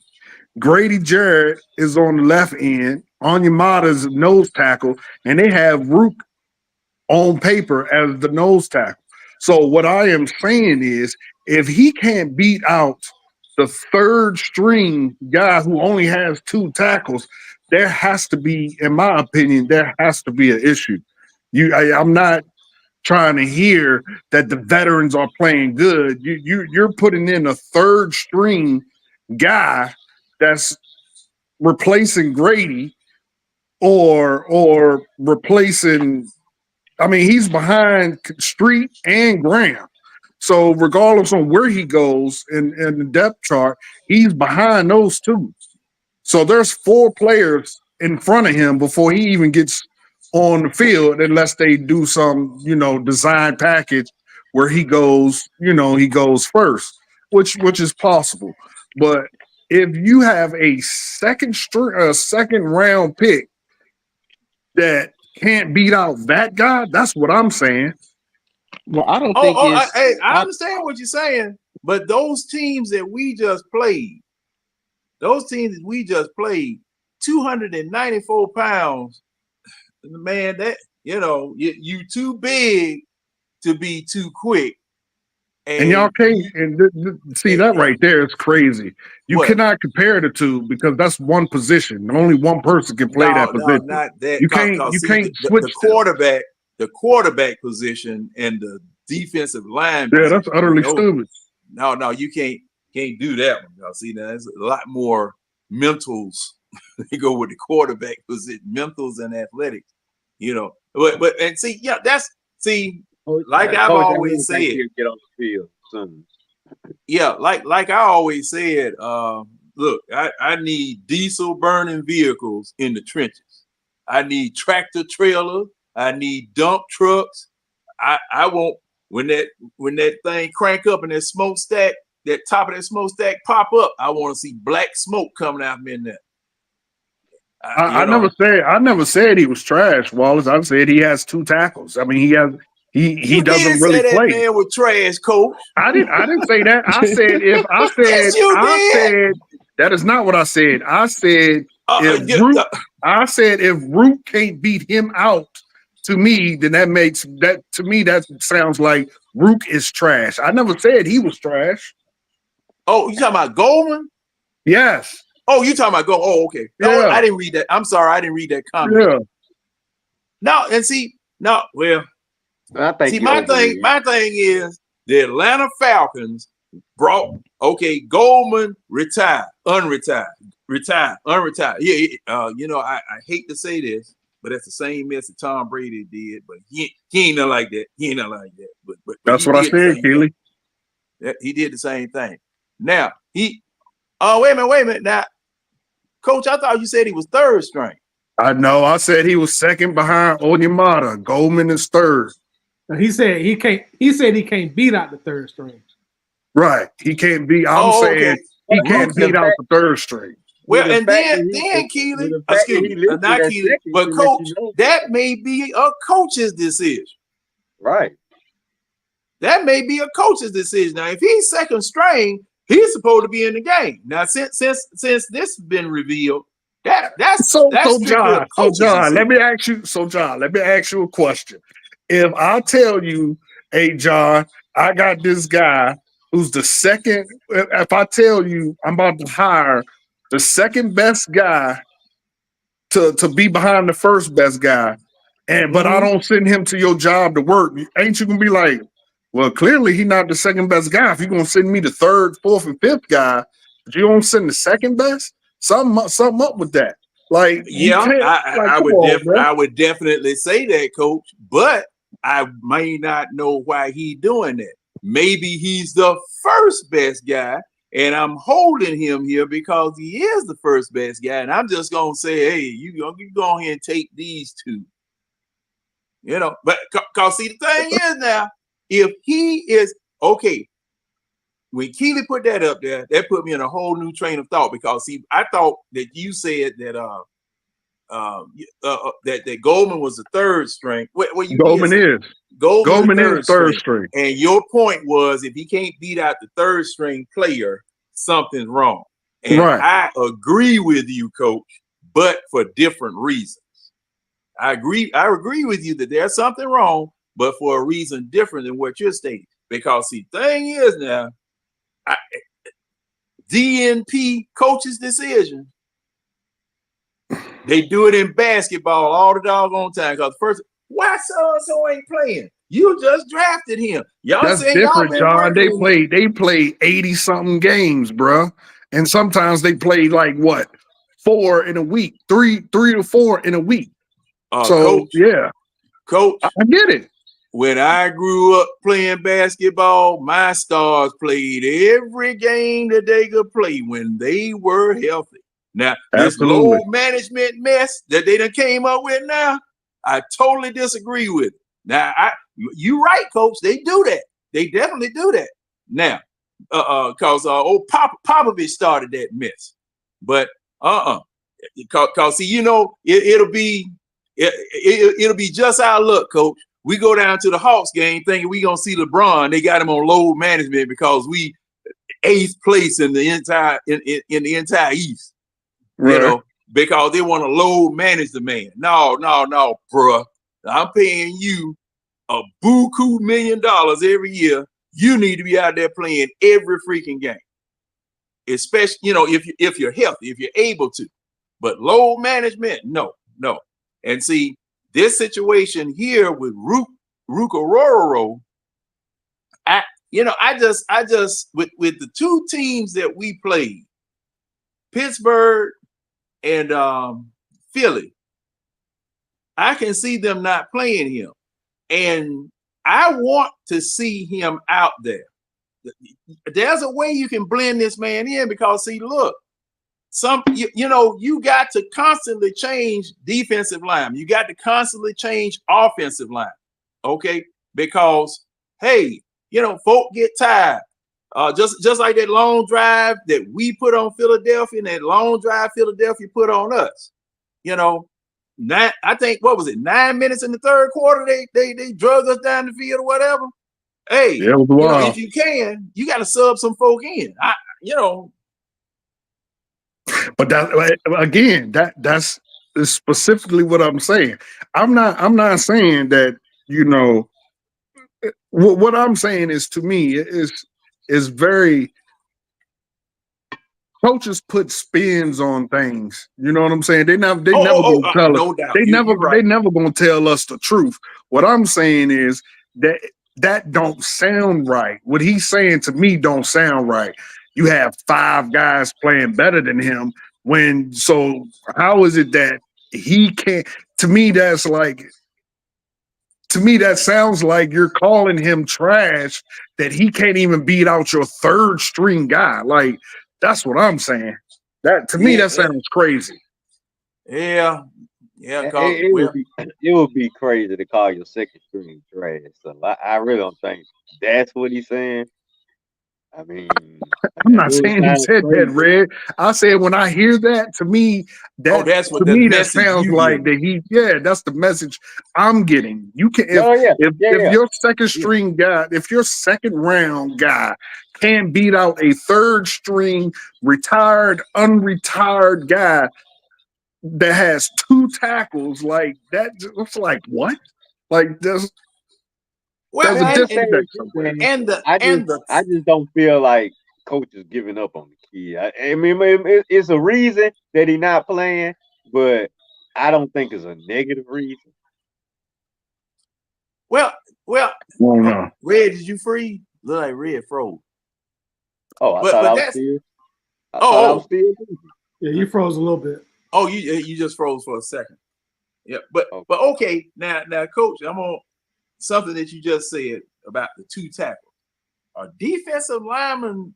Do you measure defensive linemen? I'm just asking this as a question. Do you measure defensive linemen's capability or incapability by the amount of tackles they get? Because all that, no. Okay. No.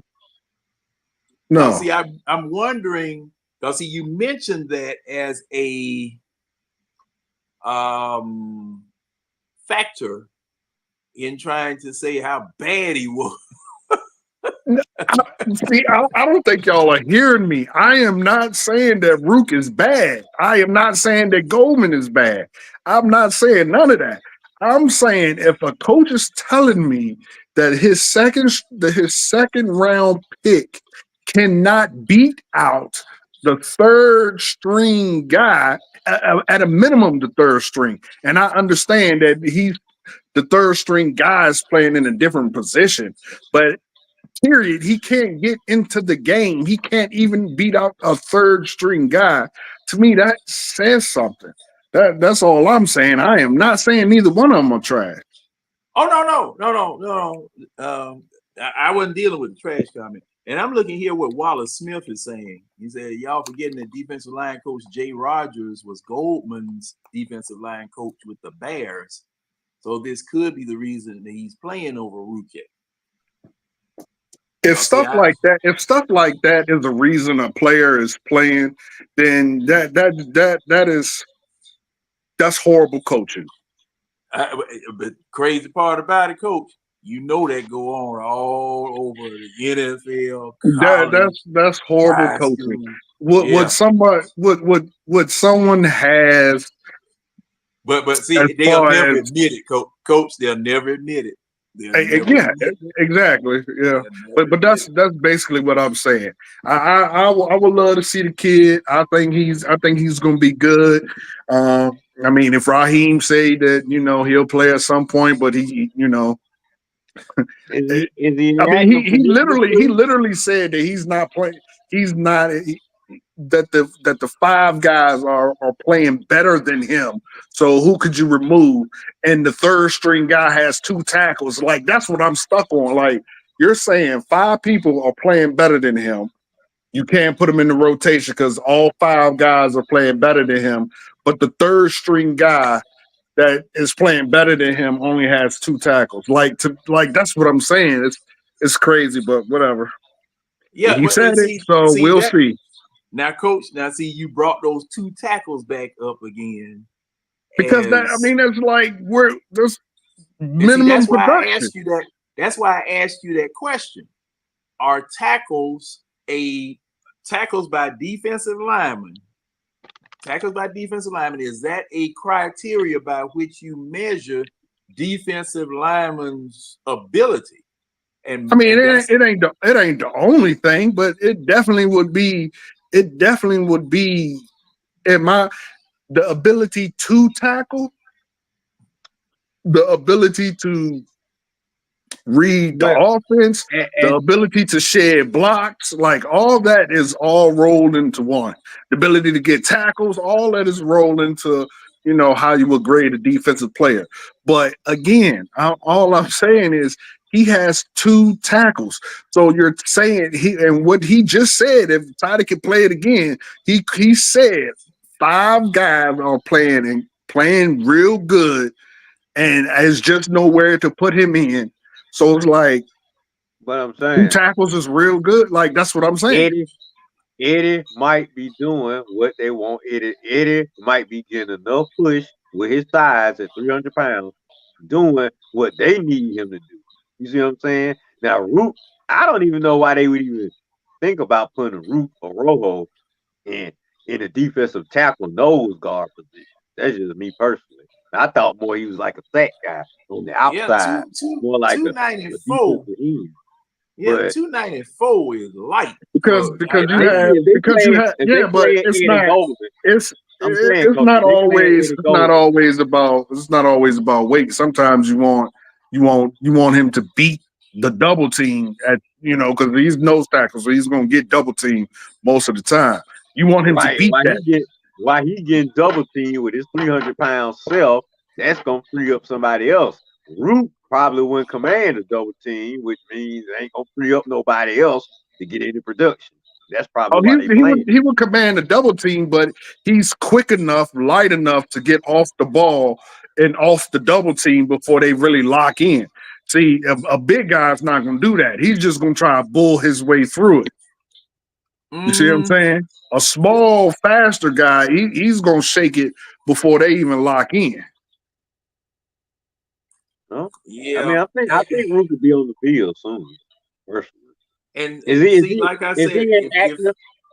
Is he inactive for this week also? No, he was only inactive for week 1. Yeah, they ain't so released he's this dressing week, out every week. Yeah, except for week 1. Yeah, he's available every week. Oh, But well, he could possibly play this week. oh, no, he was Coach inactive. He was inactive both week 1. games. Oh, he He was was inactive both games. Yeah, he had been. Oh, I active thought he yet. was inactive just week 1. Is he active this week, Tidy? They hadn't announced it yet. Oh, They normally do that on Sunday. Oh, right before game. Yeah, oh, kind of like in baseball when they release. I kind of want to see him on the field too, coach. So I thought maybe the first games they were seeing what they want, but personally, I'm with you. I kind of want to see him. I mean, he was drafted. I want to see all the rookies out there because I think we're gonna need them all eventually. I want to see him against the Saints.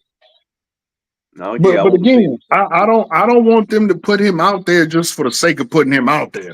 You know what I'm saying? If he's not ready, I am absolutely okay with him not playing. You know what I'm saying? I'm just saying that was a weird comment. That comment really stuck out to me. Maybe he just answered the question wrong. Maybe he just I don't know, but that comment really stuck out to me. Yeah, because said, be honest, he's just not ready yet. Yeah, exactly. To I don't know. say 5 players are playing, the 5 vets are playing better than him, and it's like, well, shit. If he can't beat out the third string guys, like what the fuck, huh? Well, you heard what? Now, let me ask y'all this real quick. If he can't play in front of the third string guy, don't that technically mean he's the third string guy? Yeah. But they got him listed as the second string guy. Right. Because they probably don't expect they probably don't expect Edie to last too long. No. They have him the second string guy because the only guy in front of him at his position is Onyemata. But when Onyemata goes out, see, this is what I'm saying. When Onyemata goes out, they're putting Goldman and other people in. They're rotating all the guys. But his position is the second string behind Onyemata, but you're not putting him. That's why I keep saying he can't beat out the third string guy. You're not putting him in. You're putting the third string guy from the end in as the second string guy behind Onyemata. But he's been inactive these 2 weeks, so he couldn't have got in anyway. Let's see if he's active this week. If he was active, if he was actually standing on the sideline in uniform and they weren't putting him in, that's different. But if he over there in street clothes because he ain't active, he ain't getting in the game. Yeah, but why is he inactive? If I'm not mistaken, he hasn't. I think the first week he was on. If I'm not mistaken, I think the first week he had an injury. I don't remember him being inactive last week. I thought because I remember looking. He was inactive. Neither of the rookies have played. They were both inactive both weeks. Cause like I said, I thought he had a shoulder injury. I don't know. I thought he had a shoulder injury as to the reason to why he was inactive. If they active, it don't sound like it, John. Because I think Raheem would have came out and said, well, he was dealing with an amount of injury. I just think the fact that they just ain't put him on the active roster yet. They have. Well, he made the boy. But see the thing is a lot of times that makes the whole thing muddy. Like you're not even making him act like what. That's what I'm saying. Okay. Something is something he's not saying. That's what I'm saying. Okay, but all right. Well, let me say this. Say for instance, they wanted to go with 6 or 7 wide receivers, and they had to deactivate a defensive lineman in order to have a spot for another receiver or another tight end or another offensive lineman or something of that nature.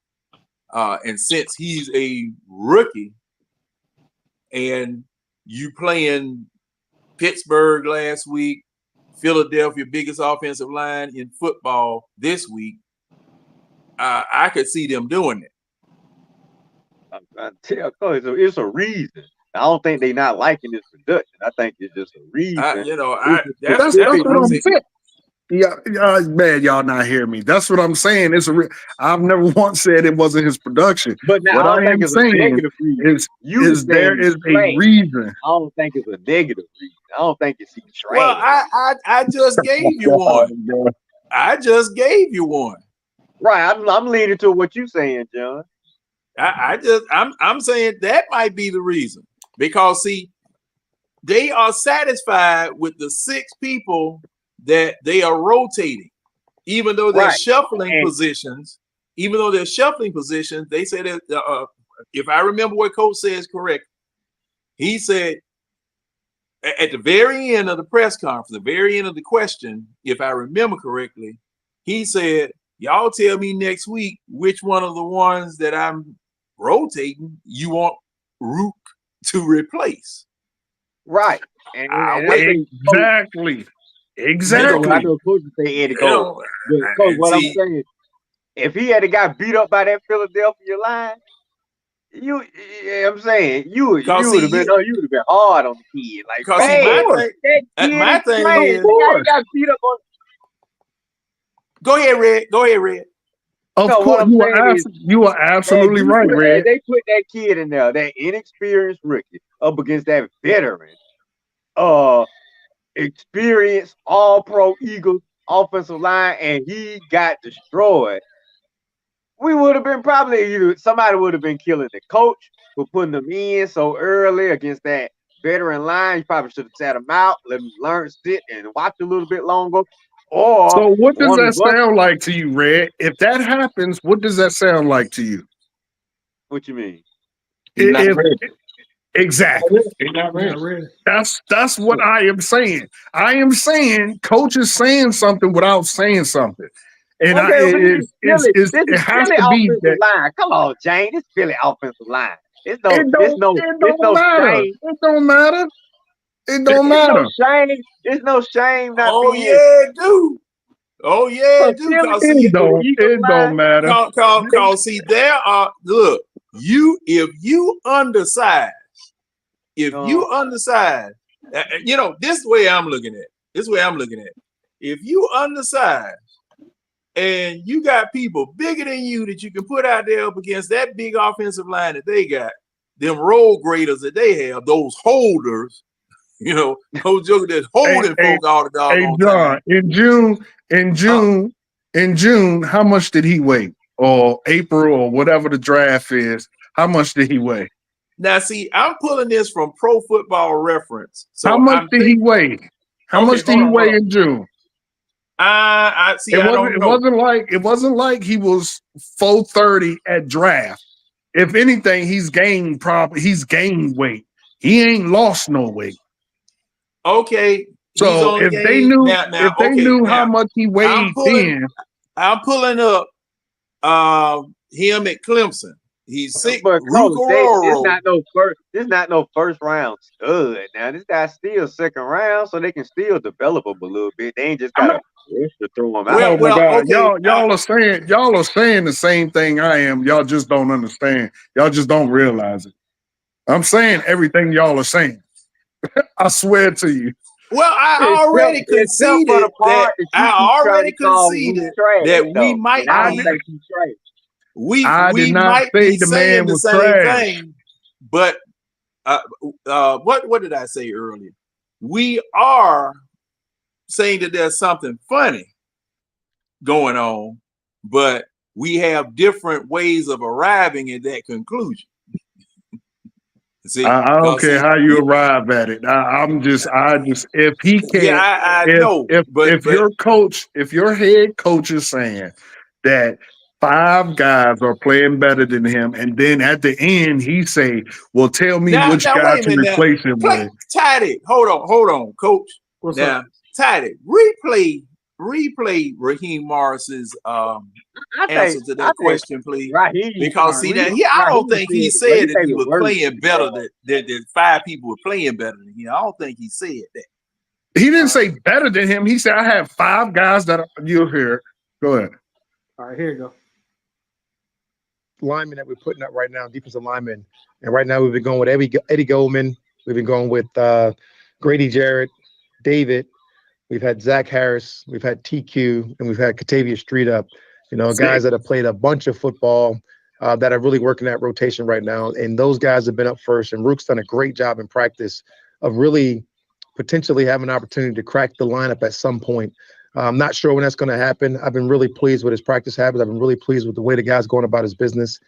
He just happened to be surrounded by a bunch of vets right now that are actually really intentfully doing a good job for us. And I don't know, I'll ask you maybe next week, Dave, which one of those guys you want to put down and put Rook up. Initially, I didn't see it. And, I guess it was the use of he was surrounded by some vets. Surrounded by vets that are doing a good job, and he just didn't want to put him in there right there. He also said he don't know when he gonna play. That's not a real confidence booster. Exactly. No, yeah. He said he don't know when they're gonna crack the lineup. Because the vets are playing so well. That's why we top 10 in defense, fellas. And plus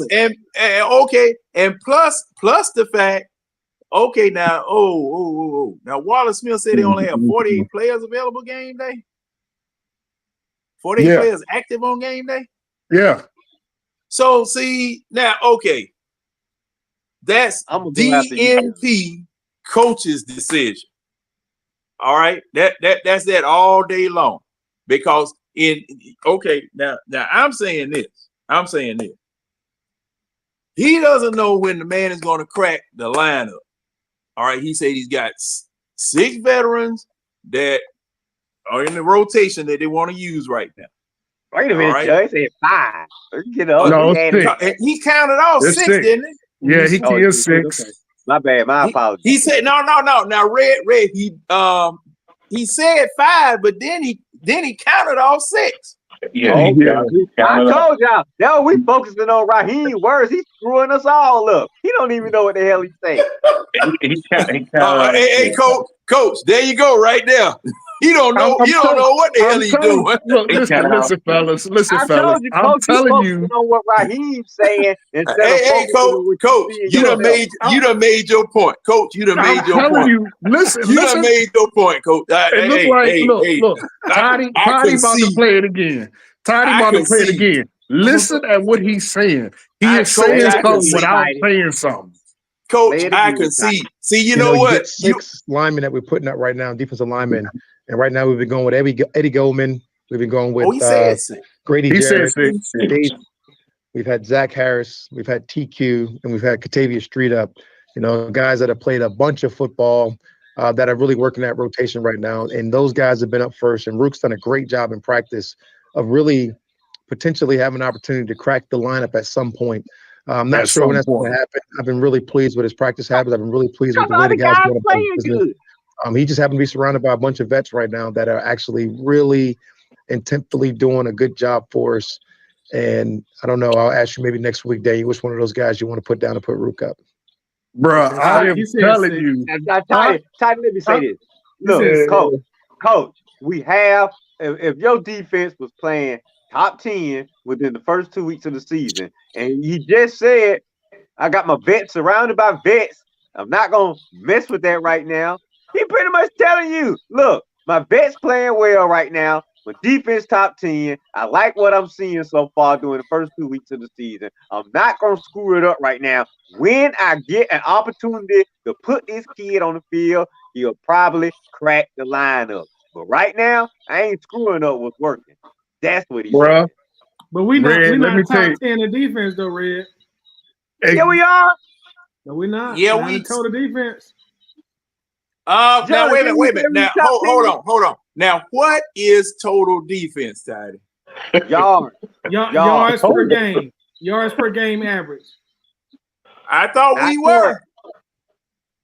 Now points we top 10. Oh, see that points we top 10. Okay, and you know now total right now the Falcons are 17th in total defense right now. Okay, wait a minute. Is that 17th in yards given up? Yeah. Because there is some type of formula or something that they use. Yeah, you have pass defense and you have run defense. But no. They have yards and they have points. Now, right. Some folks count yards. Real quick, I count yards. I count yards given up, but some folks count points. Real quick, John. We are 11th in points per game. According to who? This is NFL team defense. My bad. The football database. That's what this is according to. You want me to share the screen? Yeah, now that may be possible, and I don't know how they arrive at that, but because see, I was looking at Pro Football Reference says Pro Football Reference. Hold on. Come on. Okay. Yeah, I want to see yards. Where we at in yards? We 17th in yards according to the football database. Okay. See, but that's the thing. See, me. Hold on, let me pull up the fact. All right, John. See, we different on that one. See, I tell you, I'm going with you. I go when it's defense, I go with yards allowed. So if we 17th in yards, we 17th. Okay, yeah, we dropped after the whole damn argument, man. I was on Thursday. He dropped But after you Thursday. wasn't. I'm saying, come on, coach. It did sound good when I was saying top No, 10. it didn't, bro. No coach, trust me, no coach who has confidence in their players, in a player, would have said what Raheem Moore said. Well, we Trust me just on admitted. Well, now Raheem just talking out his I ass don't right know now. about that. I don't know about that. Man, Because he man, does no. not have a lack of confidence in him. Yeah, I I agree. didn't I get don't think he that have a from lack him. of confidence in him. You know, I didn't see. You know, he said that the man is doing a good job in practice. Right. Well, no, he said he's doing a good job, and he may crack the starting lineup. Now, if you're only dressing 48 players, and coach said, "Look, I might, you know, like I said, they may need another wide receiver. They may need another defensive lineman. They may need another offensive lineman." Okay. If the 6 that you got right there that you're rotating are good and you don't want this man to play yet, okay, that's a coach's decision. Go ahead, Tidy. Okay.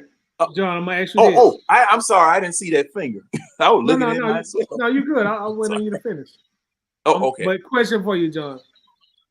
Not calling Raheem a liar or anything of that nature, but are we buying what he's selling, or is that coach speak to not speak ill of his rookie to keep his confidence high? It could be coach talk. It's coach talk. Well, look, it's all coach. In my opinion, it's all coach talk. Because see, you know, I don't see. For me, it could go either way. It go either way as far as I'm concerned. It might be coach talk, not to destroy his rookie or whatever. But the thing is, by virtue of the fact that you're not included in the 48 people that are going to be playing or eligible to play, it could be coach talk too, or it could be real. Because, like I said, if who was it that they kept activating or sending down to the practice squad, bringing him up and then send him down to the practice squad, or activate him and reactivate him. I mean, coaches have been doing this. That was Graham. Yeah. Now he said, isn't Taquan Graham one of the 6 that he mentioned? Yes. Yeah, that's Taquan Graham now is one of the 6 that he mentioned. So since Taquan Graham has now cracked the starting lineup, somebody might be waiting their turn. Okay, so let me ask this question to dead the whole argument. Let me ask this question. Do you think teams generally, if a person is healthy, I would like everybody's answer. If the player is healthy, let me actually reword that. Assuming everybody is healthy, do you think teams put their best players on the field each and every week? No. Yeah. No. If they're healthy. No. You don't think teams put their best players on the field each and every week, John? Okay. Red, you said yes. If they're healthy. Okay. Here is a few exceptions. No. Just because yes they or might no. be. Well, see, that's a no then, Red. Well, that's a no. Okay. But for the then that's a no. Okay. If they vet, yeah, they vet. Young people. No, that ain't what I asked. I said, do you think a team puts their 48 best players on the field each and every week? If assuming that everybody is healthy. Come on, man. This ain't even a question you got to think about. Of course they do. No, because see, look, if a team does not want a player to reach an incentive and he's better than everybody else on the team, and say, for instance, that team has a winning record and they can afford to lose that game at the end of the season, they don't put, and then not even that. If they want to rest their starters, you think the best team gonna be on the field in week 17 I'll say this, John. in the rare times that do happen regarding incentives, I don't think that's a coach's decision. That's probably going to be a owner's or vice president. Oh, yeah. Well, the question was, Team. He said coach. He said coach. Well, No, he hey, said if the team. coach look, He hey, said if the coach team. gets an instruction, he can't say that the owner told me not to put you out there. But that's not. You know, it's not his decision. Right. But who is the one that's putting that team out there? It still is a coach. But if he receives an instruction from upstairs, front office, whatever, or general manager or whatever, coach can make a decision to put that man out there on the field. Because see, I remember just like I tell that story about Lester Archambault, the man that Glanville didn't even know the man was there. He was supposed to be sent to Atlanta to get cut. Glanville went against what the general manager and the ownership were planning on doing with Archambault and put him out there on the field. So why do you think he did that? He was rebelling against the general manager. He said, don't be telling me who you putting out here on this field, because he didn't even know the man was coming, coach. He didn't even know the man was coming. So he went against it. So, and then on top of that, like I said, and even though my other example was, I guess it wasn't at the middle of the season or anything of that nature, but at the end of the season, okay, you want to rest your starter? No, they ain't gonna put the best players out there on the field. So there are times when they don't. We're not at the end of the season, John. We're at game 3. And Wait a minute. What was the question posed, coach? Do you believe that a coach puts the 48 best players on his team out on the field? That's my question. So I said no.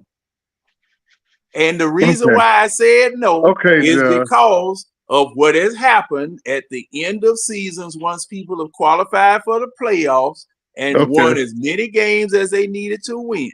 Okay.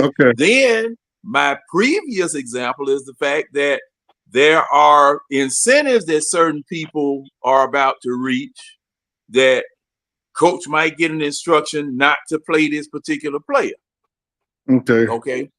Well, that don't apply to none of our team right now. So no. Well, your question was a general question. I understand. But what I'm saying is that don't apply to our team right now. So then what my previous statements have been ringing true. You're not going to put a player who's not better than any other. You're not going to keep a player who was good on the bench, whether it's for veterans or not. If he's better, you're going to play him. So that's my whole point. Okay, you're going to put your best players out on the field. Okay, and we agree on that. But like I say, there are different ways we get to that particular point. You right back to what I was saying. Yeah, you're absolutely right. But it might not be because of skill. Because see, now this man is a rookie. This man is a rookie now. That man is a rookie. And see, the thing is, experience is a factor. Experience is a factor versus physical strength, physical ability, plus the fact these folk are experienced. And Goldman, since you use him as an example, Goldman is 40 pounds. Shoot, let me see, 325 from 294. 30 something. Man, that man 30 something pounds heavier than him. And then and again, they knew how much he weighed when they drafted him. Right. So and they his weight, clearly his weight means nothing to them because they drafted him. Not necessarily. Depending if his weight was an issue, John, they would have never drafted him. No. I would say no. The reason why I would say no is that if I look at a team that I'm getting ready to play this next week, and I formulate a rotation or a lineup based on what I think I can do with this particular team, some people, if I can rest them that week, they will be rested. Son, you too light in the ass. You can't play. There's no offense. Every team in the league average weight of offensive linemen is probably 320 plus. Every But single team. Philadelphia is 337. They are the biggest and heaviest offensive line in football. Okay. Me as a coach, I can't put that man out there up against no center. Because see, they got one man they got playing is 365. He's 6'7", 365. I can't put that man out there, son. When Root finally gets on the field and he's the number one player, he's the number one option. When we play teams with big offensive linemen, that means we're gonna sit Root there because he's too light in the ass. If he's too light in the behind, yes, he will be sitting. He will be sitting. Look, hey son, But see, since Philadelphia is the biggest offensive line in football, everybody else, just like you said, Coach, they may average 325, 320, 325.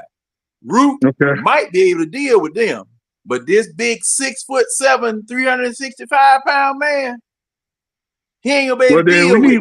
We need to get rid of him then. If he can't play every game, we need to get rid of him. No, there are some games that some people are just not, you're just not gonna make it again. No, I'm sorry. I mean, it's just like in basketball. Shoot. Now they keep sticking Trae Young out there, but Trae Young gets neutralized because he's 6'0", 160. He gets neutralized. But however, he's our number one scoring threat. At point guard. Now, see, the thing is now, he's playing point guard. All right. Are you talking basketball?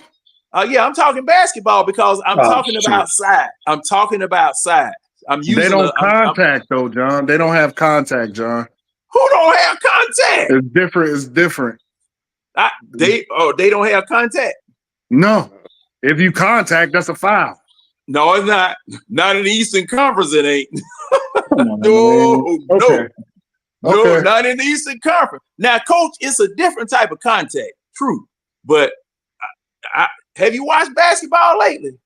Of course, I watch all sports. Man, the way Trae Young getting thrown into the third row, driving to the basket, get beat, man. Trae Young, he's small. Yeah, see, that's what I'm saying. What's the word you mean they don't have contact in sports? Yeah, they do, man. Coach, they got contact. They done turned it into football on hard. Come on, man. Y'all. Okay. Now I'm just saying. My all-encompassing point on this situation is that if I've got a mismatch and I can make it more equal, Harris, you're gonna have to sit this one. Because see, I'm trying to preserve your future after you leave this game. It's the reason they lift the more weight to basketball now. That's right. Yeah, I don't want you walking around with a bib around your neck after you turn 40. All right, y'all. And with that said, on that, I'm gonna go to heads or tails. That's the game we play every week here. Now, everybody on the panel done played it, so don't really got to explain the rules on that one. So we always start at the top. So, Coach, you're at the top. You ready? Yes, sir. All right. So we got original Nintendo versus original Sega Genesis. Nintendo. Oh, you said that quick. All right. John, Yes, sir. you got In Living Color. These are TV shows. In Living Color or the Dave Chappelle Show. Wow, that's a hard. Woo, man. That is not hard. Oh my God. I got to say In Living Color. Of course. All the I gotta greats say, is no. on there. All the greats. It ain't that easy. Everybody. It ain't that easy, Coach. You got Man, Martin, that you easy, got man. Tommy Davidson, you got Jim Carrey. Like you have all the greats on In Living Color. All of them. I know that. Shit show, Man, I Chappelle know Show was that. cool, but Chappelle Show won In Living Color for sure. But it's know an that, opinion. It's to each their own. But yeah, hell no. Coach, I know that, but Dave Chappelle is a comedy genius. And plus the fact all of those people that he had on his show. Now, because see, thing is now, Ashley Larry. It's bigger than who from In Living Color? No. I ain't talking about big. That's a good what point, they John. brought to the show. What they brought to the show. It's funny. Eddie It's funnier Murphy's than brother, who. Eddie Murphy's brother. It's funnier than who on In Living Color.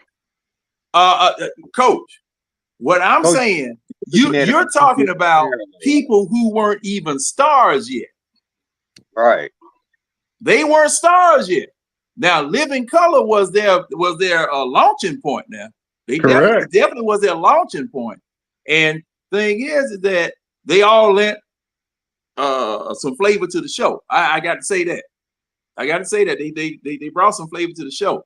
But the people that Dave Chappelle had came through, and it wasn't a situation where it was an ensemble cast that Dave Chappelle didn't have an ensemble cast that was there every week. Okay. Right, because he did most of the comedy himself. Yeah.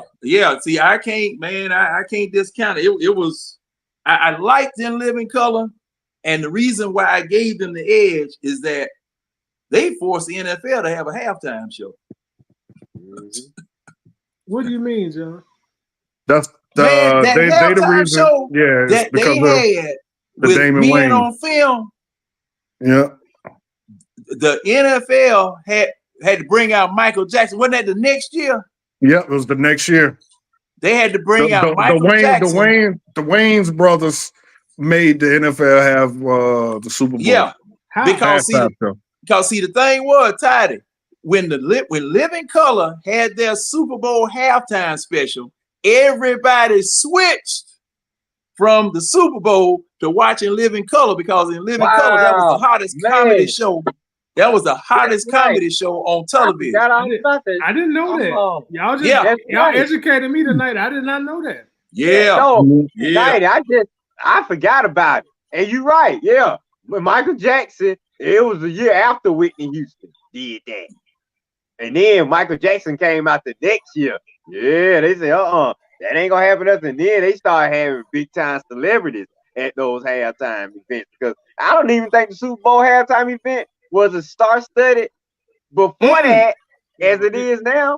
It started around Mike. I think Mike was like Mike was the first one. Right, because Whitney Houston she wasn't performing at halftime. She just sung the national anthem. No, they would have famous people singing the national anthem and all that type of stuff. John Wright. But the halftime show, man, it was marching band, stuff like that. I don't even think the halftime show was an hour. Was it an hour between halves? Because before Michael Jackson, I can't remember it. Because the thing was, Living Color. Okay, in Living Color advertised that they were gonna, Living Color was on fire. It was on fire. They announced that they were gonna have a halftime show the previous week.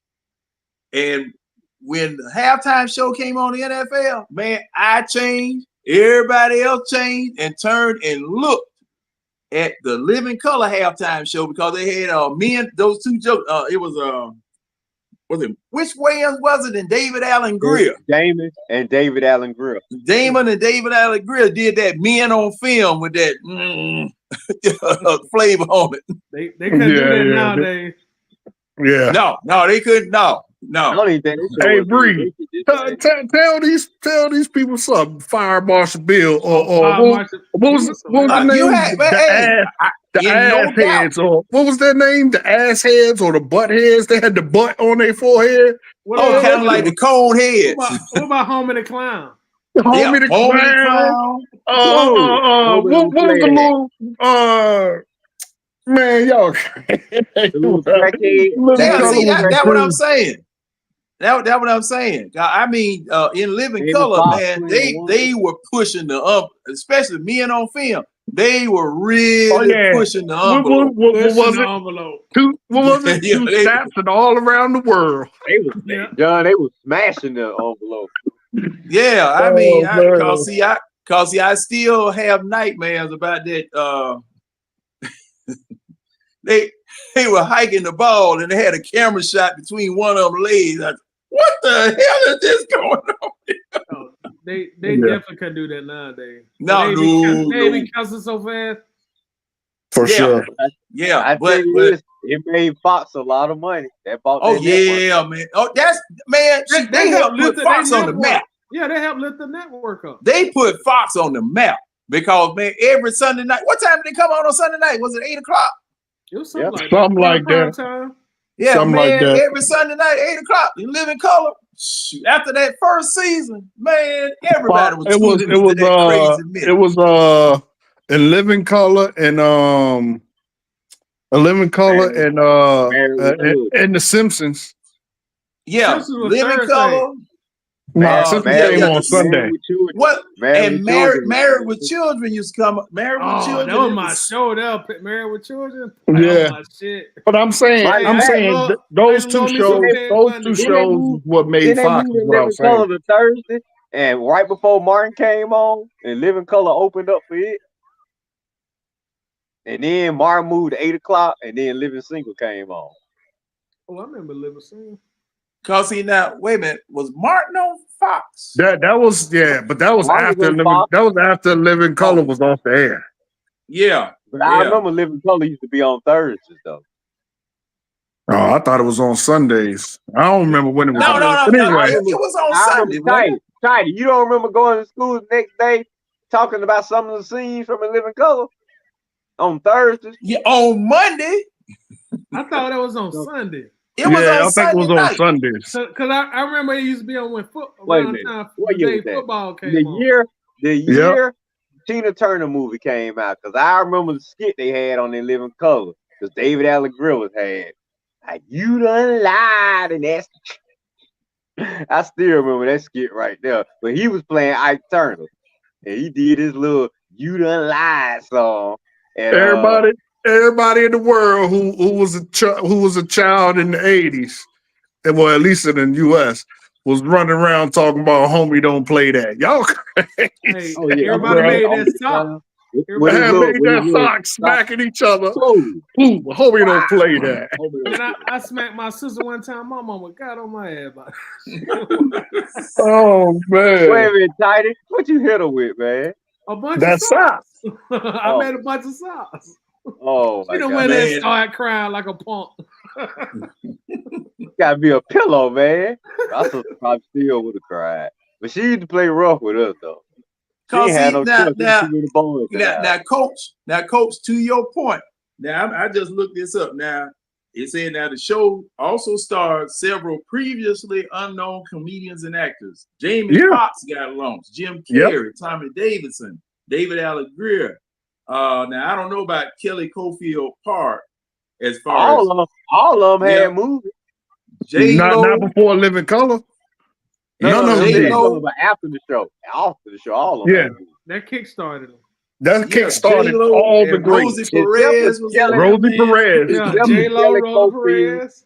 Yeah, they had some legends on in Living Color, bro. Wait a minute, who you say? Yeah, who you say, John? J-Lo and Rosie Perez. J-Lo and Rosie Perez.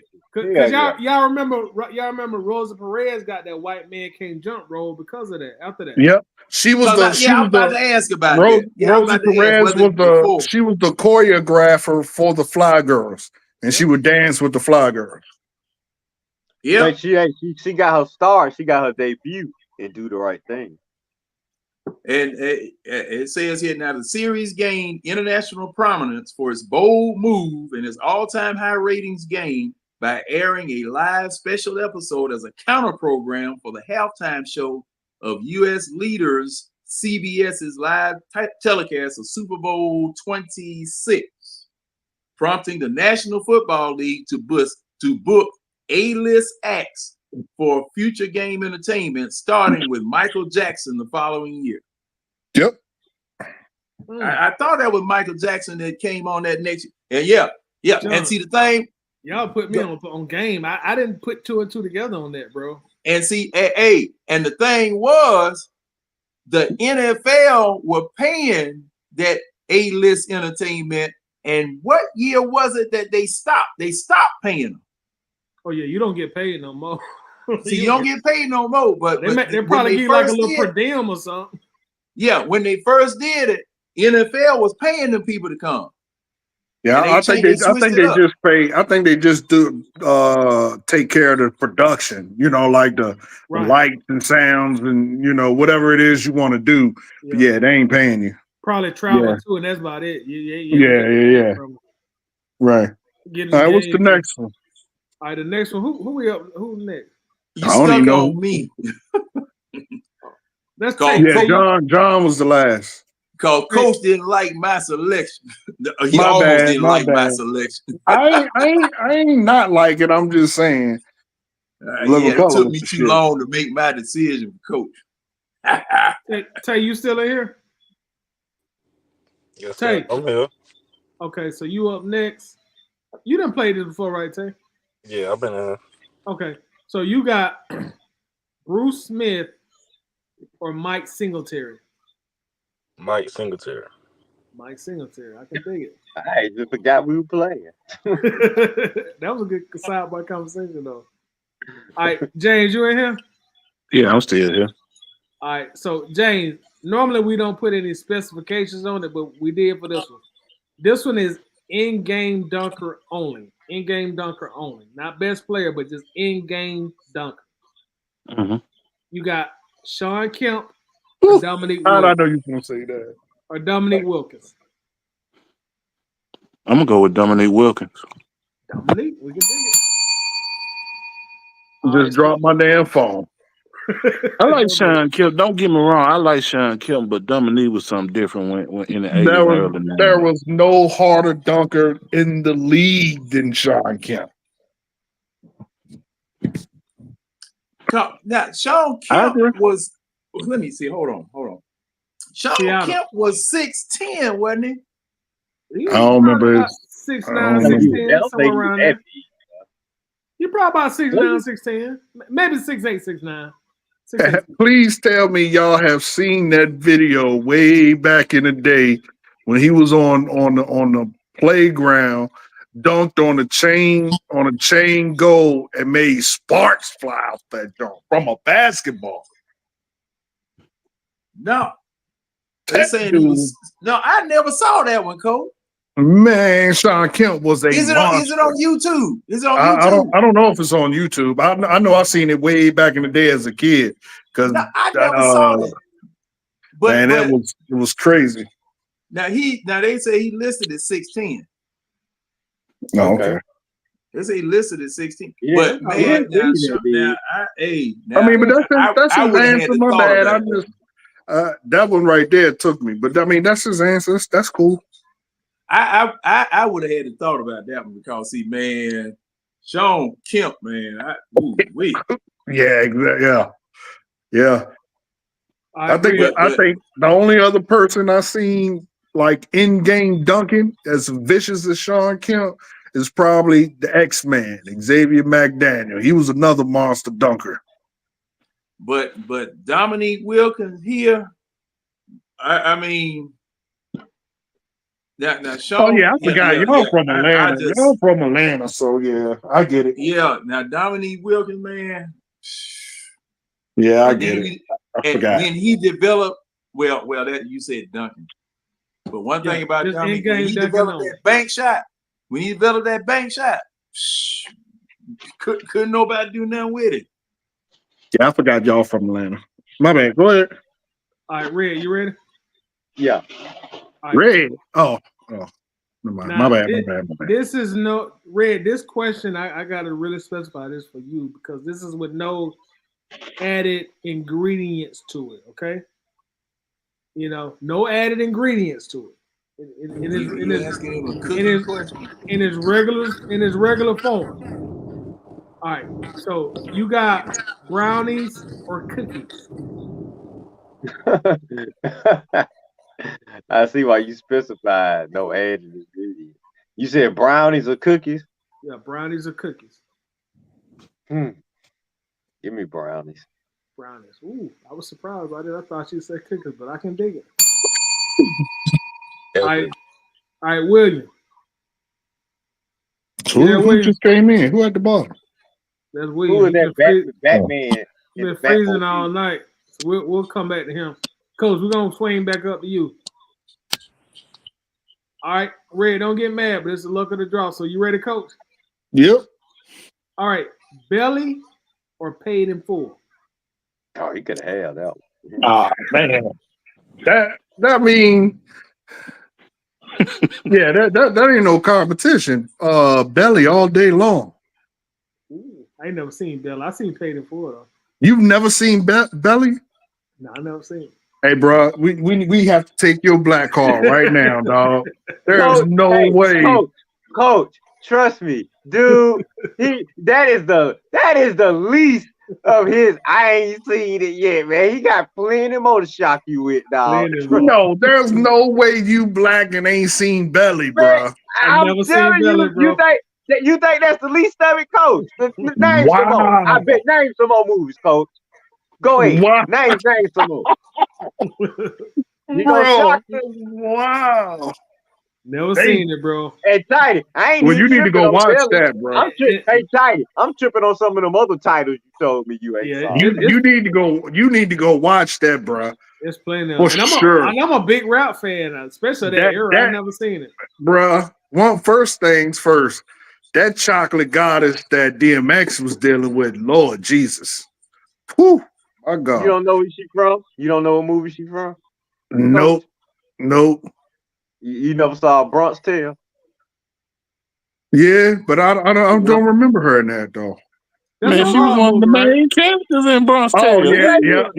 She was one of the main characters in the Bronx Tale. I don't know, bro. I wasn't really looking at. Hey, Jack, I wasn't looking at her face too much in that shit. For real. That's a mob movie, Have you seen that? Yeah. Isn't that a mob movie? Yeah. It's Robert De Niro directorial debut. Yeah, I used to watch it on HBO back in the day. You seen that, but you ain't seen Belly? I like mob movies. Look, let me tell you, Coach. If it's from like 80s to maybe early 90s, Reservoir Dogs, anything after that, I gotta ask Tidy. I gotta say, Tidy may not have saw this one. Yeah, that's a fact. I stopped watching movies late 90s, man.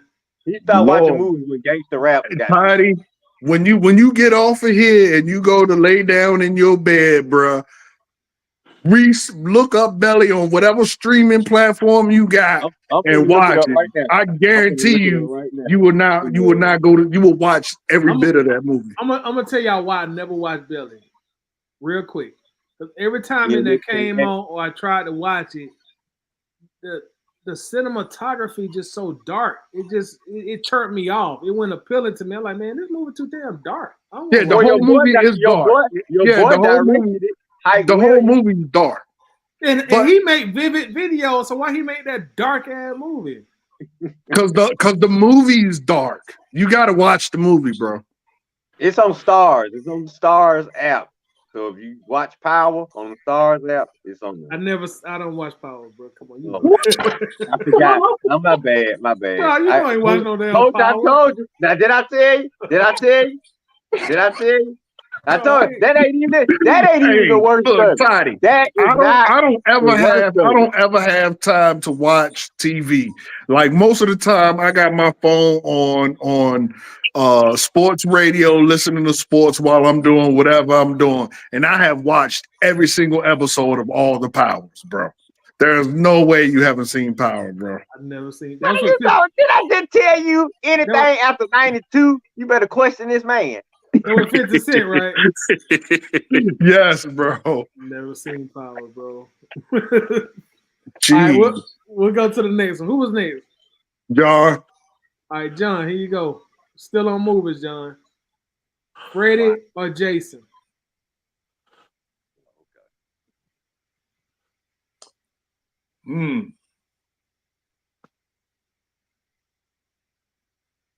Freddie.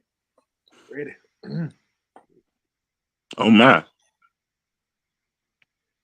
What the problem is? Freddie? Yeah. Giving you nightmares, James. No. I'm a big Jason fan. I watched all the Jason. I watched Freddie too, but Jason just did it for me when he knocked that box out. Jason goes to New York. I was just about to ask you. Oh yeah, hey, bro. Hey, that is one of the funniest scenes in any movie because that little black dude was giving Jason them hands. He was giving him hands, and Jason just knocked his head off. Knocked his head off with a smooth do y'all know who that uppercut. is? Do y'all know who that is? I just found out, and I can't believe I didn't think about it. Do y'all know who that black dude is? Nah. Tidy, you might know this one. 1992 movie, South Central. The Sherm Head. Oh, that's that was what my it is? movie. With what's that? OG Bobby Johnson. Yeah, That's my movie now. Give me my rabbit, man. Give me my rabbit. The Sherm Head that was with him in prison. Yeah, I remember that. Didn't he go straight or something at the end of the movie? Yeah. Yeah. See, I remember I watched the 90s movies. That black dude was giving Jason the business till he ran out of stamina. Once he ran out of stamina, Jason just uppercutted the shit out. They say that move will turn him into the Sherm Head for South Central. Oh, that shit is. If you ain't never seen that, Toddy, just YouTube that clip. That clip is the funniest thing ever because that dude is whooping Jason's ass for real, and then he just runs out of stamina. That's his name, Tidy. Loco with OG Bobby Johnson. Loco. Deuce Hill. Yeah. Deuce, baby. Who we Ray. James. James. Yeah. Okay. All right, James. All right. So we still on. Well, I won't preface this. I'll just answer to you. We got Superman or Batman. That's who I better get a good to. Boy, yeah. God. Y'all gonna hate me for this one. Batman, though. I fuck with Batman. I fuck with him. We love you for that. What you mean hate you? I'm gonna hate you if you said Superman. Oh, okay. Cause everybody, everybody else. Hold up. I haven't understood. Now I've watched Batman from the old movies all through the various iterations of Batman, starting with Michael Keaton. Who else? Favorite one. George Clooney. Oh, I had Kirk Douglas. Danny DeVito, Jim Carrey. No, that's Kirk Douglas. Not Kirk Douglas. What was Val Kilmer? Val Kilmer, my bad. Yeah. I ain't like him either. Then the animated series, then the Justice League, and then Justice League Unlimited. Then that Batman, not Batman Beyond, it was Batman something. I've watched them all. I'm just gonna say I've watched them all. You sound like a Batman fan. Well, no. Well, I love cartoons. Not anime. I love cartoon. Okay. Yeah. That anime shit so lame. Yeah, the anime. That's a different thing. But what I'm asking is why Batman over Superman? Why Batman over Superman? I just want to know. Because for the simple fact it was more intriguing to me. I love Superman, but I stopped watching Superman. Well, I was born. I watched the mid '80s and early '80s Superman. I watched all those, and it was just Batman was more intriguing to me. To be real, I enjoyed all those movies, especially the late '80s and all the way up to the mid '90s. Yeah. And the question was for everybody because there are a lot of people that like Batman over Superman. Now, I'm going to say this.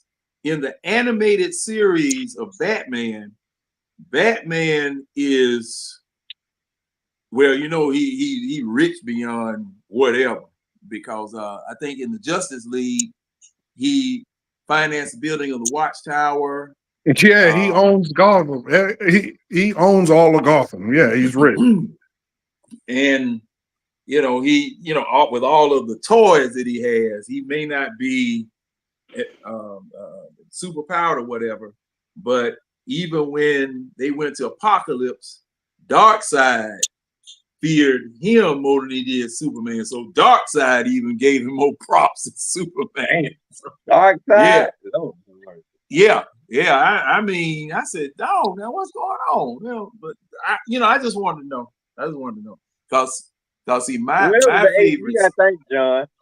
After the Superman, I think the 87 Quest for Peace, that kind of dimmed that series.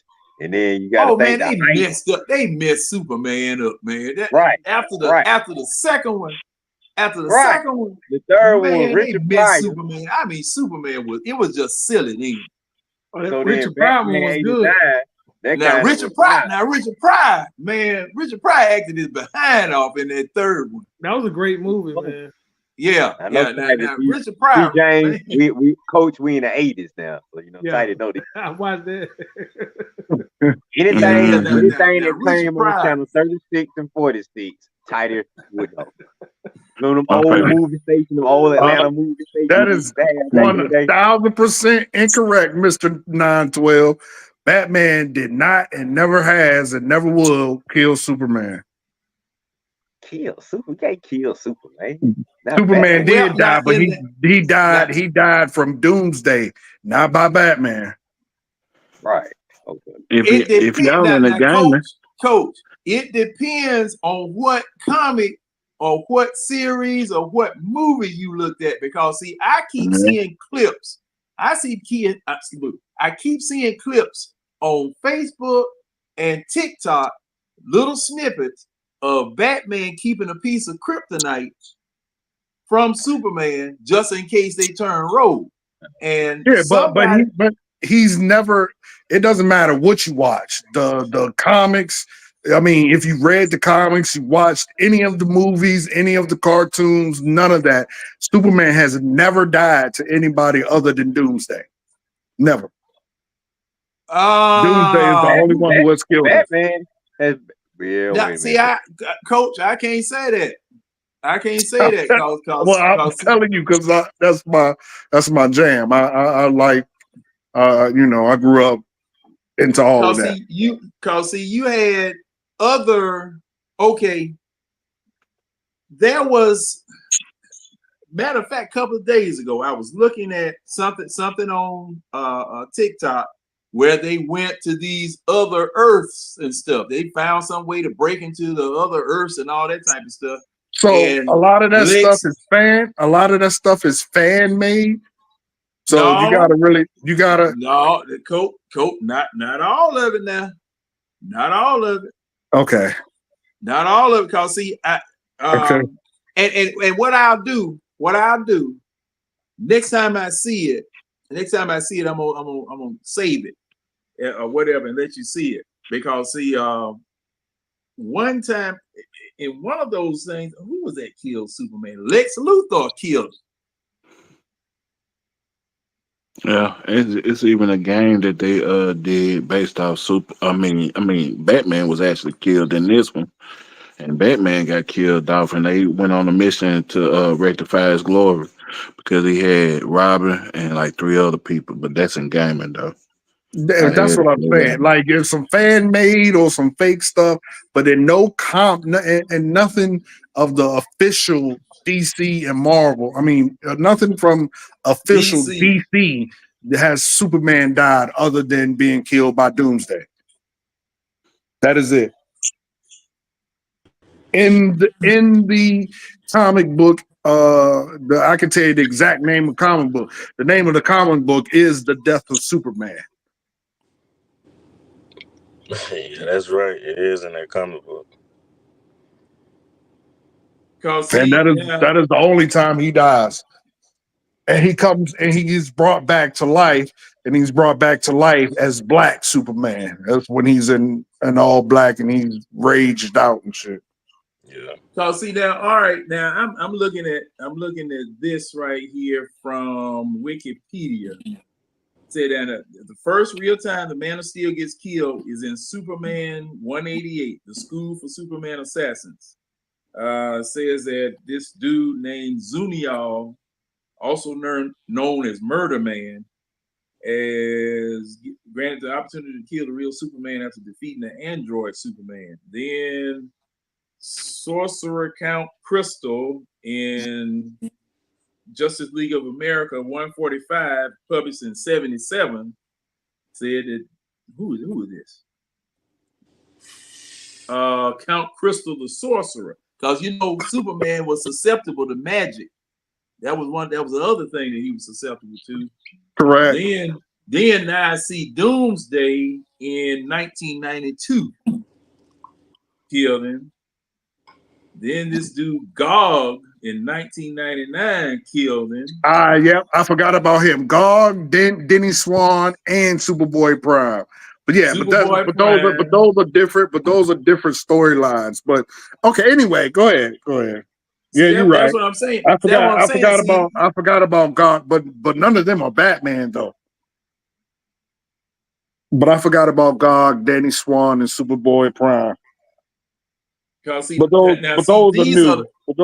are the comic. Yeah, these are the comics. But like I said, I find it and I'll save it. Okay. I come back because see, I do remember it was oh man. I'm so glad they Warner Brothers did Superman and Batman the animated series because these come on after Animaniacs, and I didn't miss Animaniacs. Ooh. Yeah, that Batman animated series was classic. Yeah, it was that was dark. They picked up right. Yeah, they picked up right after the darkness of the Batman and Batman Returns. They went off of that hype. And see when Joel Schumacher came in '95 with the old bright and colory Batman Forever with Kerry and Tommy Lee Jones, you see that took the darkness out of it. That's back to more. Pretty much, I'm gonna do a reference to Titan. That took the belly out of it. You know what I'm saying? It was more back to bright and sunshine and colors. And it was kind of more like Alice in Wonderland, but pretty much Joel Schumacher really almost ruined the Batman series. He should have stuck to suspense thrillers like Time to Kill and the Client, Flatline, or stuff like that. I don't know why he came on the Batman. And that Batman and Robin, that killed that whole thing right there. But Christopher Nolan bought it back in 2005 with Batman Begins. So he pretty much resurrected the Batman film series. Cause see, man, that Tumblr and that the Tumblr, I love that thing. And the big that great big Batman car with the big jet engine in the middle. Man, shoot, I love them things. But who we got next? Red. All right, Red, here you go. John mentioned cars. Speaking of cars, here we go. Lamborghini or Ferrari? Oh, man. Oh, boy. I tell you what. I'm going to go against my better judgment. because I want to say Ferrari. So my boy Carson Bick drive a Lamborghini for UGA. Ring that button. Yeah, Lamborghini, baby. For Carson Bick, UGA. That He gonna Lambo. drive. He gonna drive The that hottest, Lamborghini all the over them. hottest looking one the best one out of all of them is the Elemental. You can't beat the doors, man. You can't beat them doors. Yeah. You wait a minute. That you talking about the Sesto Elemento? The Elemental, yep. Yeah, cause for Lamborghini was trying to work for Ferrari, and Ferrari cussed him out of disrespecting him one or something. And he said, "Okay, I'm gonna build my own car." But yeah, you gotta watch the movie. Which one? Ford versus Ferrari. Yeah, you gotta watch Ford versus Ferrari because that's in there a little bit too about Lamborghini and all of them. How all of them really became. Cause Wait, man, is that the one you were talking about? Or was you gonna say the one with Adam Driver? No, Ford versus Ferrari is what I'm talking about. Oh, Okay. I never saw that movie, but that's when that GT was born. That Ford GT was born. And man, but let me tell you. But it talks about both of them though. It talks about Ferrari and Lambo in it. But man, when I was growing up, that Countach. But that Elemento, bro, I wish I could afford that. Although you can't drive it on the street, but that's on my screensaver on my phone right now. What about in Florida or California? Can you drive it out there? You know they got. You can't drive it on no street. Legal, period. It's too light. It's all carbon fiber. Yeah. Well, now, wait a minute. Somebody's driving a carbon fiber. Somebody's making a carbon fiber car, but it's street legal. Who is that making? Hold on. I mean, they may be doing it, but Lambo didn't do it though. Carbon fiber. That Elemento is you can't drive it on the street. All right, so Carson Bick will be driving over Alabama. Pardon my ignorance, then, Coach. What's the point of having it if you can't drive on the street? Is it a collectible item? You heard basically. It's only, if I'm not mistaken, it's only 17 ever made. Oh damn. Okay. Well, you can't drive it in the United States. Yeah, in the United States. Yeah. You can't drive it in the United States. You can drive it. You can drive it in other countries. Because see, there's the car is too light. It might be too low. But bro, look, Google it, bro. That is one sexy car, dog. I see it. $3 million.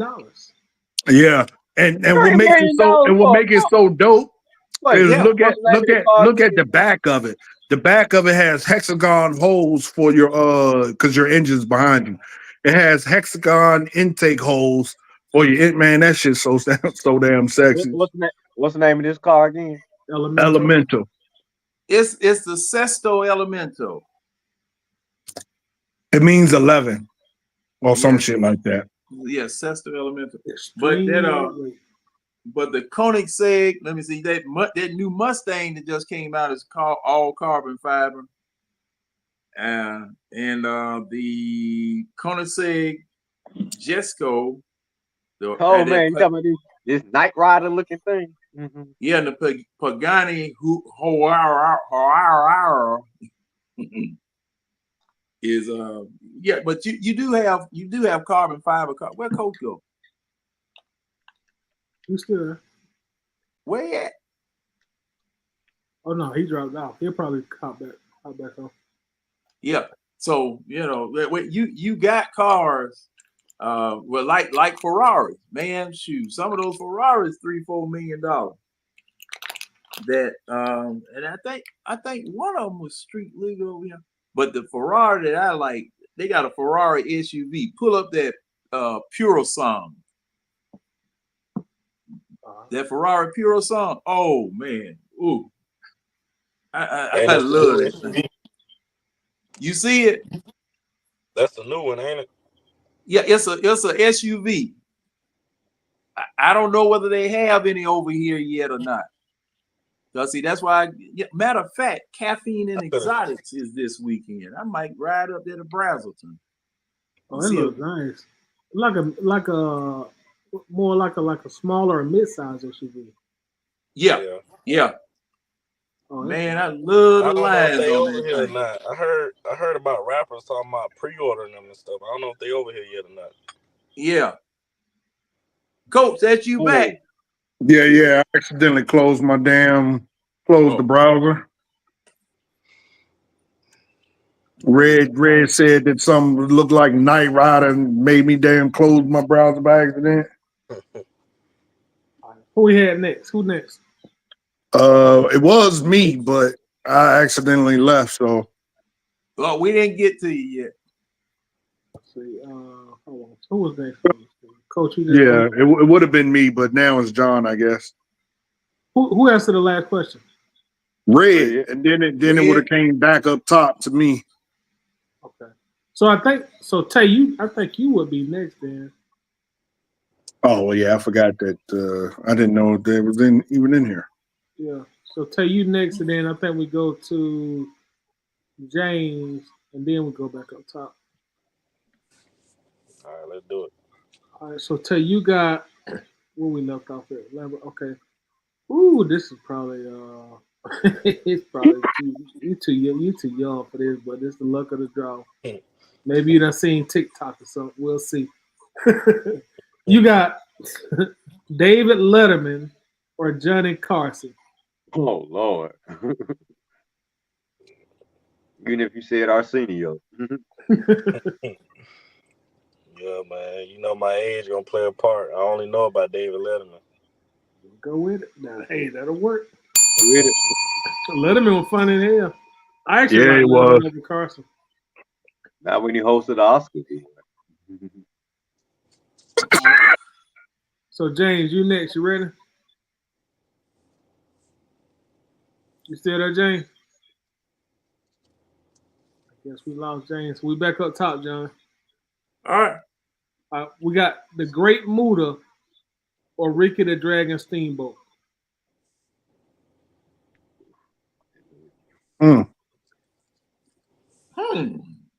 That's actually a really good one. I didn't. It was, man. I'm trying to see how many times I ever saw the Great Muda spitting stuff on folk all doggone time. Isn't it Mula? No, Muta. Oh. Now Mula was a lady.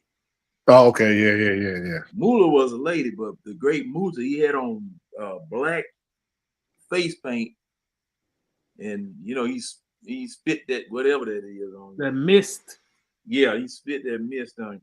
I go with Ricky Steamboat. Yep. Ricky the Dragon. Yeah, I go with Ricky Steamboat. He could jump from one rope all the way across to the other rope. All right, so we got Red. I thought he was gonna kill himself. All right, Red. You got this is more modern day. We've been back in the oldest lately, but you got Josh Allen or Joe Burrow. Give me Joe Burrow. Joe Burrow, okay. Even though he be hurt all the time. That's what I was about to say. Hurt all the time and still don't make 2 AFC championship games and a Super Bowl. And what Josh Allen don't do. Choking his ass. Hey, is Burrow hurt now? No, he's playing. He played last week. Not really doing nothing because he can't hook up with Jamar. I don't think Jamar putting any effort because he ain't getting that contract. Go ahead, come on over here, Jamar. But you better get them corrected because I still think they're gonna do something this year. He ain't did nothing all year. I got him on my fantasy. Trust me, he ain't did nothing. Wait, which one, Burrow or Chase? Chase, nothing. Oh, I would have put Chase on my fantasy this year, but not the way he pounded. Yeah. See, I ain't realized that. Chase might get right at 1,000 yards, barely, just so he can have that streak keep going of 1,000-yard seasons. But I don't see him putting up no 1,300, 1,400 seasons like he have in the They past. might. They just need to go ahead and let him go. Let him go ahead. Come on over here. Oh no, they gonna pay him. They gonna pay him. See, he got 2 years left. Cincinnati ain't gonna do no deal with him with 2 years left on the deal. Maybe if he had 1 year like CD Lamb, but with 2 years left, they'll probably do it next offseason. They got Burrow out the way, so they'll probably take care of him next offseason. He just got to be patient. But him acting like this, I hope he don't act his way out of town now because he need Burrow and them. That's a hell. The What you chemistry they got mean? together. What you that mean? is You hell- hope he don't act that way out of town? I do, because then maybe we get a chance to get him. Man, forget that dream. I'm about to say somebody gonna pay him though. Come back to reality. He ain't coming here. He We gonna can't be pay with him. Burrow, Well, you and that's know. where he belongs. We can't pay him, coach. Next year we can. Coach, The cap Burrow it's going up. It's going up. It's going up 260. We'll be able, we can pay him next year for sure. We're gonna hit a clash next year. We ain't gonna be able to pay him next year. Not what he won't. All right, but you up next, coach. You got Ray Allen or Reggie Miller. Oh, that's a hard one.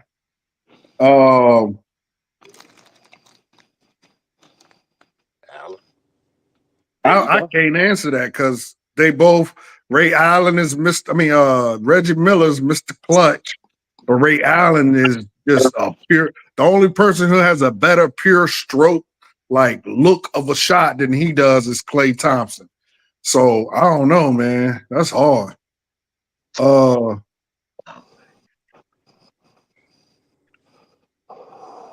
I guess I gotta go with Ray. I gotta go with Ray because Ray beat Reggie's record. So I guess I gotta go with Ray.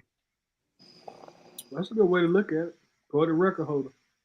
Yeah. Well, I mean, neither one of them hold the record anymore, but Ray did beat his record though. So.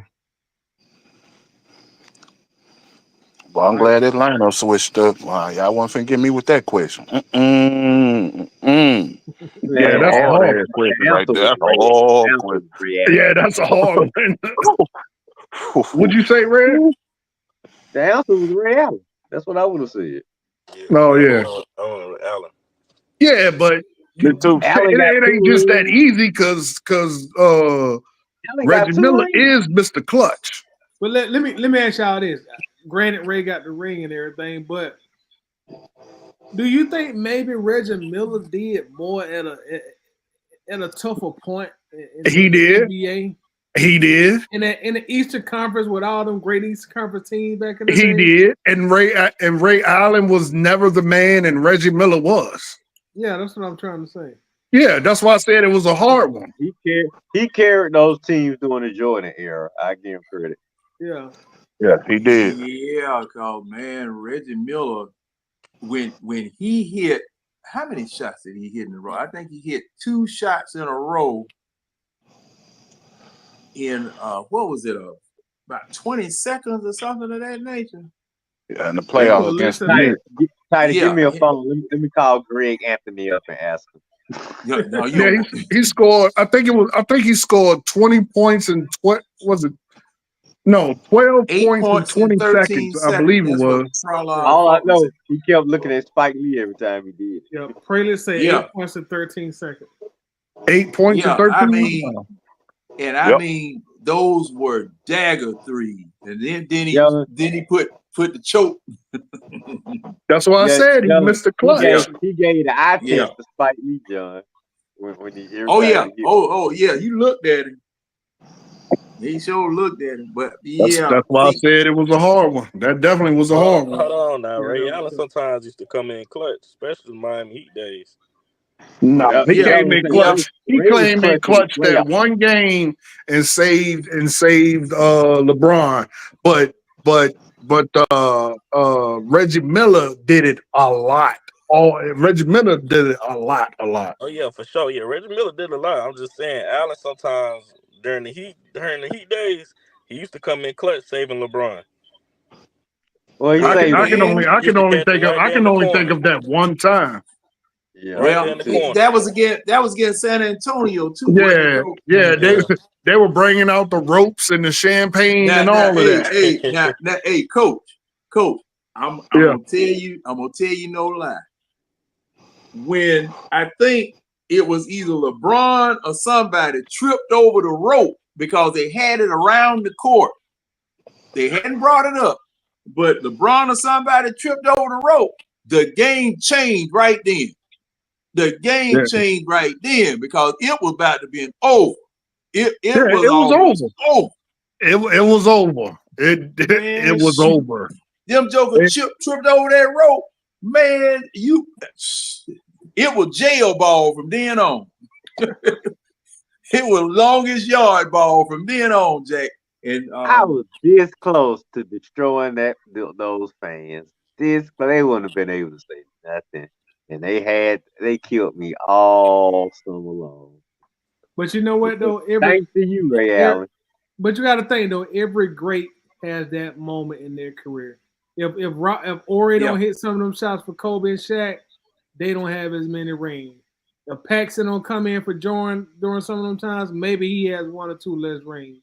You know, Michael Cooper don't hit some of them shots for Magic and Worthy, maybe they got one or two less rings.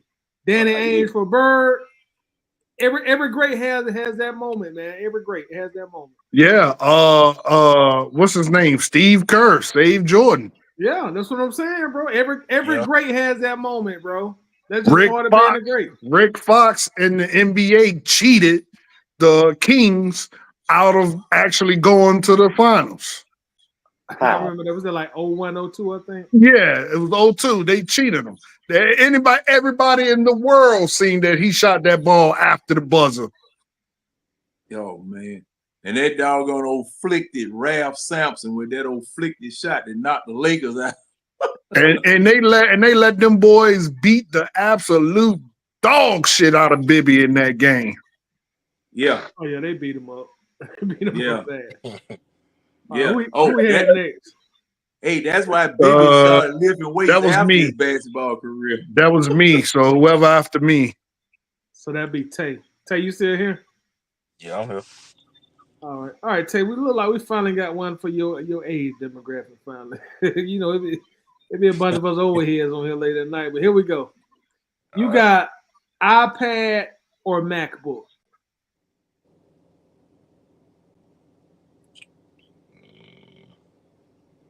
You went past this part. iPad. iPad. Okay. All right. Okay. All right. Now I gotta ask a question here. Go ahead. Tay, why? Why? Mm-hmm. Man, because I feel like with the MacBook, man, it's just another laptop. iPad is just a tablet itself. You know, you can carry around. MacBook is just a laptop. You get a Windows, you can get all kinds of shit. That's how I'm looking at it. I say throw all that shit in the trash. Damn, why throw it in the And trash? get what, Coach? Apple is trash. That's why. He want to bring the floppy disk back. I don't know, Coach. No, MacBook's hard, Coach. I don't know about that now. I'm just my current man. my current profession is IT, and I know how trash Apple is. Now, wait a minute. Okay, now what makes know about Apple the MacBook, trash? Coach. I don't know now. Hold on now. Coach, what makes Apple trash? A number of reasons. One, they're not proprietary. I mean, they are proprietary, so that means nothing but Apple products will work with it. You lose let's say you lose your Apple ID and you don't live anywhere close to an Apple store. You have to mail your phone off and be without your phone for a minimum of 14 days. Your phone, tablet, computer, whatever it is, you're going to be without it for a minimum of 14 days. Once it hits the third generation, so once 3 years after the latest devices came out, that old device is not going to work no more. Like they're going to stop providing updates for it. Like I can go on and on and on and on and on. It ain't no this is what I do for a job, brother. I'm telling you that is 1,000% true. Okay. But okay, I don't know now about the update part though, Coach. I don't know about the update part. I can tell you. I ask Because the anybody with an iPhone iPhone. 13 is a Ask third anybody with an generation. iPhone X if they still getting updates for it. I got an they iPhone. never should. Yeah, look, the iPhone X, you shouldn't be buying no damn X. The X was, but the X was just a couple of years ago. The X was just what? No, they never should have 5 years released ago, 6 years ago. Yeah, what's that you got, Tidy? That's an iPhone 6S. Still working? Still working. Yeah, but are you getting updates for it? You're not getting updates for it. What you mean, like software updates? Yeah, software updates. But he may not need them because those will be okay. Now let's go back. Let's go back to the proprietary portion. Didn't that cut down long time ago on the amount of viruses that phone would get versus an Android? No, that has nothing to do with. Wait a minute. Now, Androids used to collect viruses like lint versus an Apple product, right? Shit, they some of them still do. Depending on what you do with it. I mean, you catch viruses with an Apple. It depends on if you go somewhere and download porn and peer-to-peer sites, you're gonna get a virus. I mean, that's. But wait a minute. Wait a minute. But this is the thing. Weren't Androids more susceptible to viruses than iPhones at one time? Yeah, I guess you could say that. Yeah. Okay. Now, what about now? I mean, but again, it's no, they're all susceptible to virus. It depends on what you do. That's what I'm saying. It depends on what you do with it. You can get a virus by someone can send you an email that you think is a real email, and you open it up and click a link. Boom! Now you got a phishing virus on your phone. Like it depends on what you do with it. Yeah, you're right about that. Yeah, both phones gonna have their viruses. Yeah, well, see, the thing was that long time, and the reason why I got an Apple and started with Apple was it was harder to write viruses for an Apple than it was an Android, because see, I had an Android phone and I messed around and opened up something or whatever. Next thing you know, my phone was laying over there in the corner hollering. So I left it there. Oh damn! Woo! I thought I closed it again. I did close it. No, I didn't. No, you still there. Quit touching it. Quit touching it. Are you on Android now? Yeah, I dropped my phone. I dropped my phone. If you had an iPhone, you wouldn't have that problem. You're right, because it wouldn't work. It would work. It would have worked. Cause see now, I have an Android and an iPhone right now, and I'm talking to you guys on the Android. I'm talking to you guys on the Android right now. But from time to time, it's really my provider. Because see, T-Mobile, like I said, T-Mobile ain't worth two flies dead, squished, and sprayed. I'm telling you, they good. And I know that those iPhones will get hot real quick trying to pull in signals. If it's a low signal area or it's working on something. Man, they just went to USB-C. Like that, y'all now, pay you know all what? that. Now that's one Y'all thing pay I hate, all that money for a phone that's exactly the same year after year after year. They just got being water resistant. They just got USB-C. Like they've been water resistant. That's just trash. Hey, no, they haven't, bro. The iPhone X was the first iPhone that was water resistant, bro. Again, I do this for a living, brother. I do this for a living.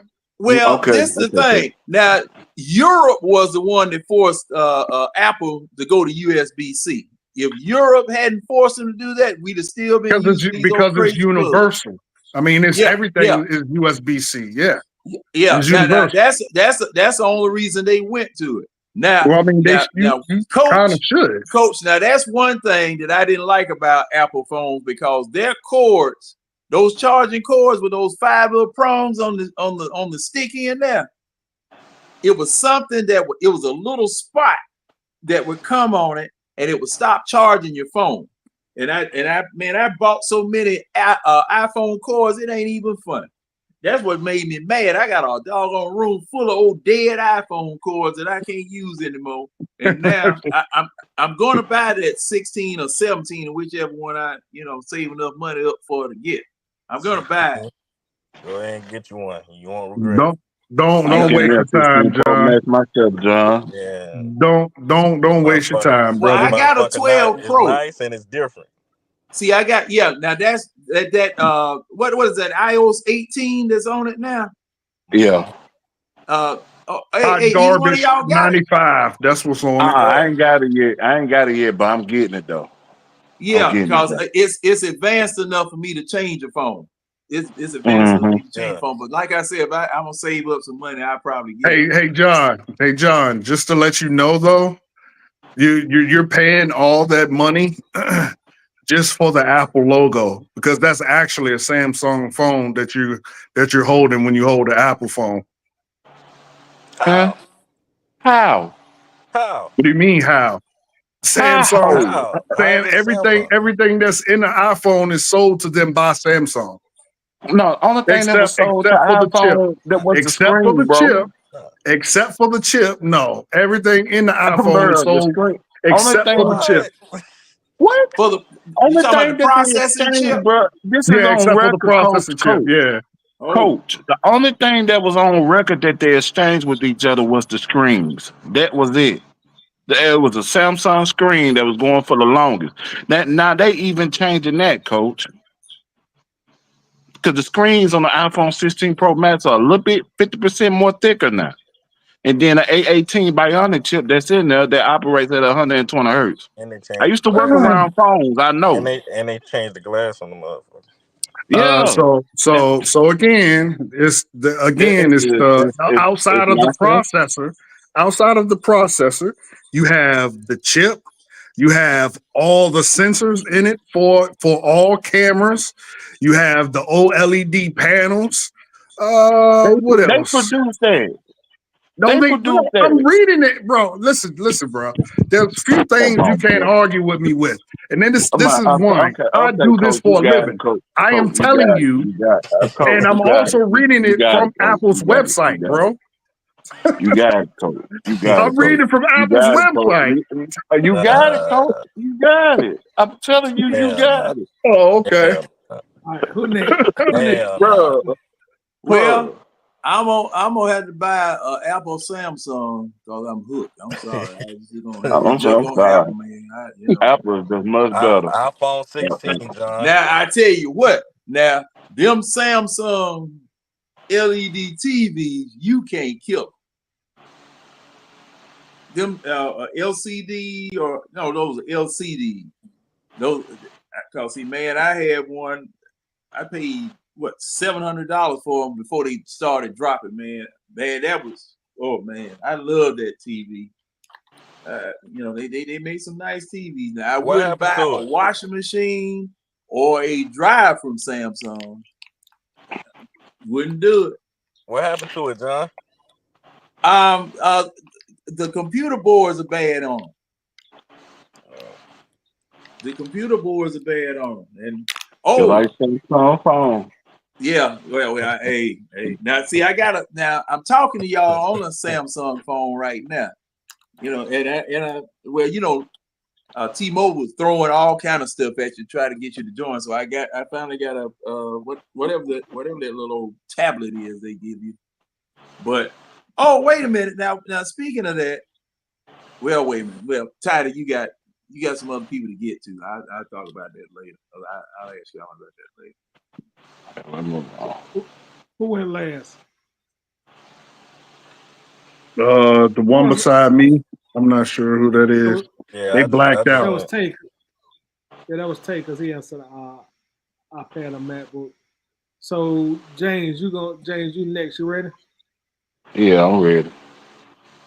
All right. So this is college only, James. College only. Mm-hmm. Bo Jackson or Herschel Walker. From the two schools I can stand the most. Why you had to give me that?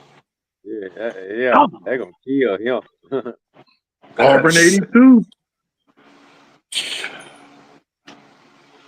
Bo Jackson. Man, Bo you Jackson. just didn't want to Okay. get Georgia. You ain't fooling me. No, Bo it's a Jackson. valid answer. It's a valid answer. All right, so we back up top. We got John. Mm-hmm. All right, move it, John. The color purple or the Green Mile You said color purple or green mile? or the Oh, Green that's Mile. Green mile. Green Mile. You said that fast. All right. Our last one. Red, you got this. Our final one of the night. You got Andre the Giant or the Undertaker. I'll go with Andre Giant. Ooh. What? What? Who's saying what? Yeah, Andre the Giant. James, Who's I said saying what? what? I said James, what? Over the Undertaker? I said that too. Undertaker Coach, overrated as a coach, motherfucker. coach. Andre the This Giant? man, coach. This man was 7'4", 525. You think Okay. Undertaker can fuck with him? Okay. No sir, Oh no my sir, God. Come on, man. no sir. Come on, Undertaker y'all. can't fuck with no Andre the Giant. That wannabe, that's why they call whatever the him the fuck you call Giant. No, himself. sir. Coach, Andre the Giant had to take something off every lick he passed. Man, what? And he also Just a got walk on slammed by rope. Hulk The Hogan. Undertaker. Yeah, cause he took Hulk Hogan over.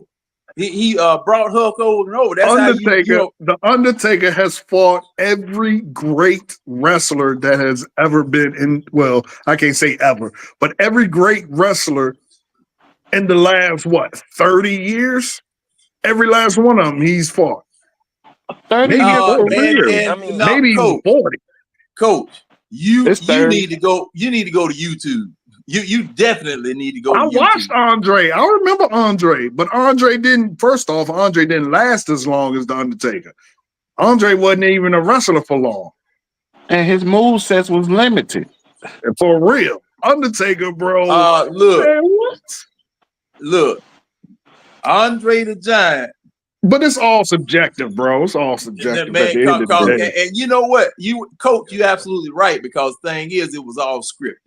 Right. yeah, It's all scripted. gotta remember But that. anybody that can drink 103 beers at one sitting, he gets my ultimate respect. Hey, that means he's a minor.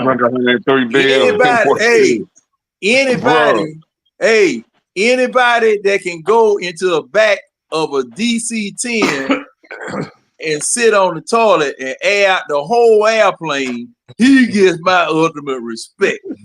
True. He had a whole row by himself. That's how big He had was. it. Yeah, look, man. But real quick, because I'm in the mood to get all the smoke tonight. Since I'm on a panel with all Atlanta people. I'm from the Silk. I ain't from Atlanta. Well, you still from Georgia people. No, that's Mississippi, man. Yeah. Mississippi. Okay. Oh, he said the SIP. My bad. I ain't hear that part. Mississippi.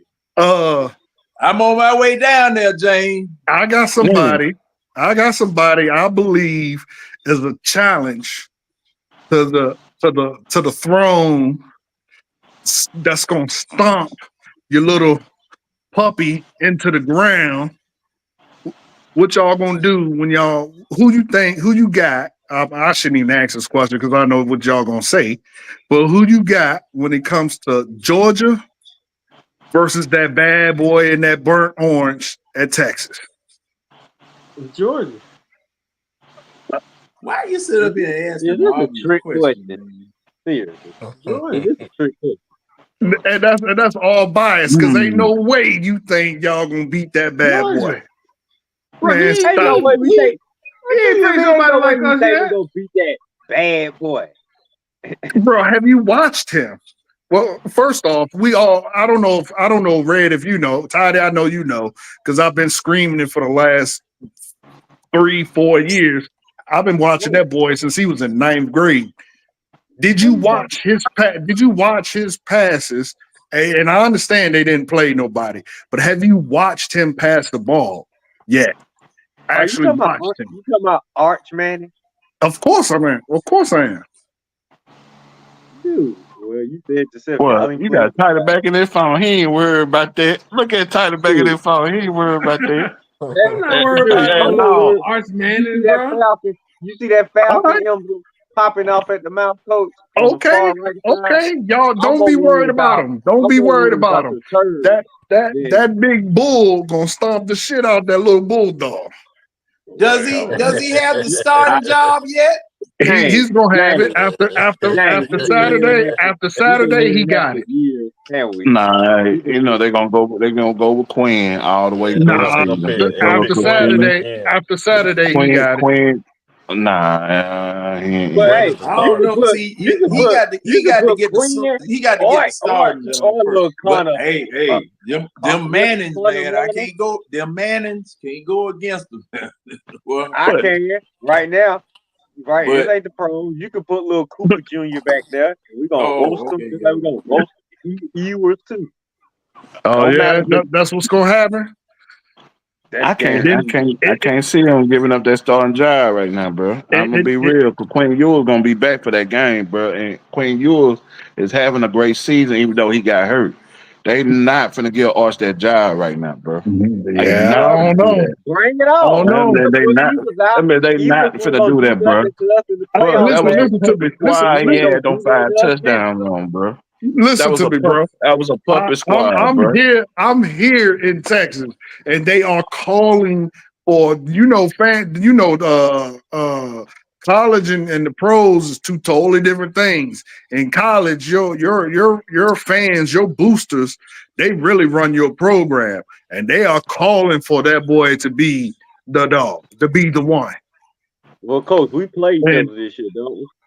yeah, that's why I just asked. Y'all, This will we play y'all. this will all be settled on the field in a few weeks. Right, but I'm asking. Well, I mean, I don't even know why I asked because you're gonna be biased and say Georgia anyway, regardless. But Settle when they you whoop that know, ass. Well, of course we gonna say Georgia. We the I champ. want to stir the pot because that's a bad boy, and that boy is nice. He's okay. Again, Yeah, Yeah, all Okay, right. we have ain't you? yeah. we ain't That's what I'm we ain't saying. beating against See, no real competition, coach. that's that Quinn Ewers, bias. bro. That's that bias talking because you clearly haven't seen that boy throw that ball. I have never seen a better down the field, deep down the field, on target. I'm talking pinpoint accuracy than that boy threw this past weekend and has been throwing his whole life. Like his Quinn Ewers could pinpoint do that too, accuracy though. is nasty. What? You had Quinn never Ewers could seen do a that guy too, do that. though. I'm Okay. telling you, Okay. ain't got a stronger arm than Art. I've been watching Art since the 9th grade too. I'm about an hour and 30 minutes up the road from the dude, bro.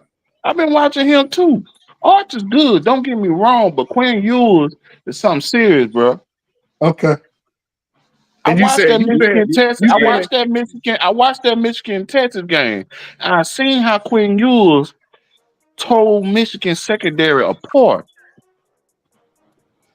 neither one with of them okay, one of won. my but old Bama hold receivers on. out there, I just Dunn. wanted to repeat what you said though. You said Quinn Ewers has better pinpoint accuracy than Arch. Is that what you said? Yes, I Oh, okay. wholeheartedly believe that. I Okay. stand 10 toes on that. Cause Yeah, Quinn well, can make any throw. Quinn, your toes Quinn, need to be Quinn chopped can the make fuck off. any. Quinn, hold on. Quinn can make any throw Arch can make, bro. I've been watching. I know Quinn.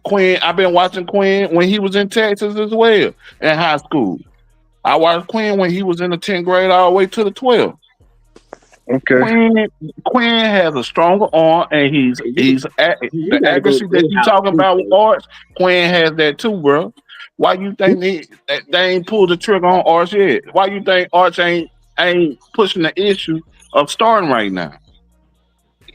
I'm telling you, because Who they said know they? what Quinn bringing. And why would you get one of your top NILs to be replaced? Because both of them in the $1 million club. Don't get me wrong, but why would you place one of your top NRL with another one when the other one ain't ready? And when you saw the accuracy, it was against a cupcake squad. When Quinn Ewers done it against my squad, he done it against the national champs at Michigan and other squads as well, and over as well.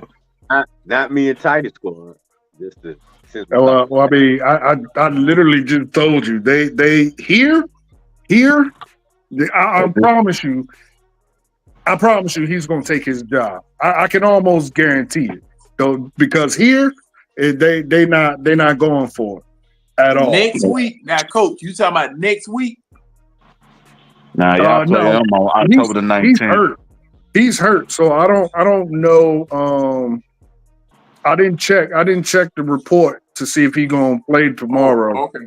I think He ain't playing tomorrow. Art's gonna be starting tomorrow. Yeah. So but here though for I mean that's literally all the talks have been all week. Because I go to Houston U, and that's literally and I'm in the coaching pro. That's literally all that has been talked about all week long. In the coaching circuit. y'all got another book take tomorrow. How the boosters are basically they pushing the issue. Oh, they to demanding that How there they be a change. how they gonna switch up on Quinn like that though? Like Quinn some scrub. Quinn can play. But Arch can too, and they want to see him. Man, They y'all want just beat scrubs. Y'all ain't playing nobody with Ark. he ain't played nobody, but Art done played against Cupcake Squad, bro. That's what I'm Quinn has saying. played against Bama, Michigan, people like that, and he ain't showed up, bro. I put this out there, and I'm a Bama fan. If Quinn didn't get hurt the year before when we beat them down there in Texas, that game might have been different. If Dallas Turner didn't put him out that game at Texas, it might have been different. Quinn can play, bro. I I don't see. I don't see. So I I don't don't see. So understand when did I say he couldn't play? I never said he couldn't play. I'm just saying. I ain't saying towards you. I'm just saying towards the report of what they're Oh, putting out. Yeah, that's what I'm saying. Like they just switching up on like Quinn some scrub. Like he can't play. And then he dropped you 30 some you points on the have Michigan defense you this have year. you No have sir. you have arguably the biggest recruit in college football history. Well, not history, probably in the last You know at what? least the I kind of last want. at least I the kind of last want Ark to 15 to play so I 20. can check coach up. Nah, But I ain't gonna say last 15. I'm gonna say the last three. The biggest recruit that ever came out that had a higher grade was Trevor Lawrence when he came out of Georgia and he went to Clemson. right. Look it up. Okay, yeah, I don't remember his grade, but He was Coach, I know you're one of a excited. kind. I know you're excited about your boy, but look, they're not gonna beat us, and I'm not even sure they're gonna beat Alabama. oh yeah, Nah, no, we don't play Texas this year.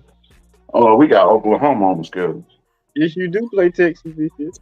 No, we don't. Okay, now I got a question. I got a question here at this juncture. Why did Georgia have so much trouble with Kentucky last week? Because you got to think about it, you still dealing with new pieces. You replacing two major pieces on your offense with Brock Bowers and McConnell that's out there with the Chargers. And you got some other, and then on top of that, you lost 14 to 16 players in the transfer portal last year. So you got some new pieces in there. So it takes Yeah, time you to right. adjust. My bad, Jay. That was Arkansas. I need to take my glasses off. I can't Well, see. okay. Now, James. Now, this is the thing I want to ask. Now, why did we lose those people in the transfer portal? So Was it was it? mainly playing. It was mainly playing time. Yeah. Okay. I With can. Yeah. Lotto, Okay. Okay. Okay. because we lost that same amount when Nick Saban retired. It's just that we we were so deep at position, it just didn't really hurt. So, Man, y'all ain't got Kentucky either. Ooh, lucky sons of mm-mm. Eve. But our schedule a little bit tougher because we still got Missouri, Oklahoma, LSU, Tennessee. On Man, top of y'all that, supposed to have Texas, man. nah, we ain't supposed to have Texas. We'll probably get Texas in 2 years. So now, Yeah, and if I'm don't not worry, mistaken, And just James. hold on, just to clear that cupcake comment up.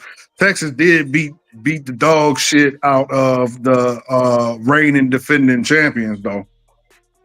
Yeah, I said that. Oh, okay. And, With and, Arch we, Man? nah, with Queen Euros. Yeah. Exactly. That's what we saying. Queen beat them, not Arch. cause I'm see Arch, now, saying, Arch and the gonna get his reason, ass whooped. I'm telling you, if Arch playing when they play Georgia, we're gonna put a foot in his ass. I promise you. oh and yeah. see, Red, I ain't gonna say. I say y'all can beat them, but the thing is, it's gonna be tough to beat them because for the simple fact it is that scheme that they run down there is stretching the field. And you know, Georgia like to be in the box a lot, so your DB is gonna have to be on point because them receivers can play out there at Texas. I'm not. I'm just gonna not gonna knock it Yeah, and start know how to scheme up the scheme, bro. He one of the smartest offensive minds in college today. that's a good point, and I hate to agree with that about Sark, especially when he choked so bad when he was with the Falcons. But college, he the man. no, it wasn't choking, We'll Red. we'll see October You know what, 19th, baby. John? He kind of remind me of them Hawks coaches. Yeah, yeah, that's really what Oc- it was. hey, Red Toddy, October 19th, we'll see. And I'm Well, gonna we be already straight. Hey, I'm gonna coach, be we ready. I'm gonna be all in y'all's Oh yeah, I was just pages about to say talking. that. I want you on Facebook. I want you Oh, all I'm on gonna my be page. there because I'm gonna be at the game.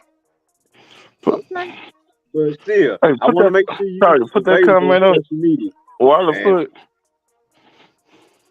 I'm gonna be at the game. so you Oh, the can see game this. down there. See Where's the this game at, disappointment Coach? in It's person. here. It's here. In Houston? No, they don't. No, it's not in Houston. It's in Austin. Austin. Well, It's in yeah, it's in Austin. Oh, Austin. Austin. Yeah, it's in Austin. That's Well, Well, another look, thing too. long as y'all keep them away from the Mexican places down there, they ought to be all right. Cause you know y'all can't cook beef too good down there, Coach. Say that again. Y'all can't cook beef down there too good, Coach. Yeah, I don't know where you be eating that, bruh. But Y'all can't cook, man. Shoot, y'all almost killed me when I was about 25, 30 years old. I ate a steak and ale down there. Man, I was spraying steak like a doggone water hose. well, ain't nobody tell you go into a roach infested you know what I'm saying? How the roaches get into place, Coach? I ain't nobody saying that. Because if you went somewhere where they had gave you some bad steak, then it's a Y'all look, Coach. Y'all just learned how to cook steak about 10 or 15 years ago. Because they would undercook them. They would no matter how many times you would tell the chef, "Well done," they don't know what well done is. They like to because wave. no one cooks no one wants to make a leather strap. They don't know how to make a leather strap. There's a way to cook a steak well done without drying it out. And then there's no way to do that. Yes, it is, Coach. But see, there's no way to do that. Okay, well, Coach, every time I say well done, they wave a candle over it. There's no way to do that. Now, how the steak gonna get cooked with, shoot. This man said, well done. You might as well, bruh. Hey, Coach, stay in Georgia. Stay in Georgia. Stop coming to Texas and messing our steaks up by getting well done. I'm not cooking. Stop messing our steaks up getting well done. I'm not cooking. You leave our steaks alone. John, you can Cause step see, it up. a little bit, that let me see. There's a place. It's about time. I hear the club close. Yeah, medium well. Yeah. Medium well is even medium Yeah. well is too much. Yeah, Yeah, like the I'm- lights Coach, done don't came tell me on, how to get ladies my and fight out gentlemen. today. So we're about to get ready to shut this thing on down. So what we're gonna do right now is go around the panel. You want to shout out your show, your social media, anything you got going on? Go ahead and do it at this point. I'm Red. Y'all know me, Red and Real Sports Show. About 8 hours from now, 11 a.m. Facebook, YouTube. Y'all know how we do. You know what to find me. Coach, don't be hiding the week of the 19th. Buddy. Oh, I'm gonna be here, baby. I'm gonna be here. All right, ladies and gentlemen, please check out the eye test on Wednesday evenings at 10 o'clock. You'll see Coach, you'll see Red, you'll see Winston Thornton, you'll also see C-Dub and possibly Tidy Jones popping in. The eye test, 10 o'clock, Wednesday evening. We talk about it all. We have fun. We might even predict something right for a change. Tune in. Sound like an aim for a CBS show on Sunday night. For real. After hours plug. Yeah. Every Wednesday at 10 p.m. Catch the eye test. And I want to thank the entire panel for coming through, Coach for coming through, Red for coming through, John for coming through, Tay Six, the youngest in charge, coming through, James Holloway I for can't coming even see you, through. Tay. If I ran into you in Also- public, I wouldn't even know who you look like. Also want to thank Wolf for coming up earlier. You know, if you're watching this, have a safe trip down to Atlanta. Thank the panel for coming through. They trip to Appreciate it. everybody that's traveling. Definitely. All right, y'all. We will be back Sunday right after the game, man. Go Falcons. Let's get this done. Let's get this done. Guaranteed win, Coach. We got it. 2-1, Let's baby. get this done. 31-17, we win. 42-21. That's my prediction. Turk gonna have more than 17. things. Holla back. Y'all be blessed. We out 17 here. because of the running game. Bye Y'all be bye. blessed, man.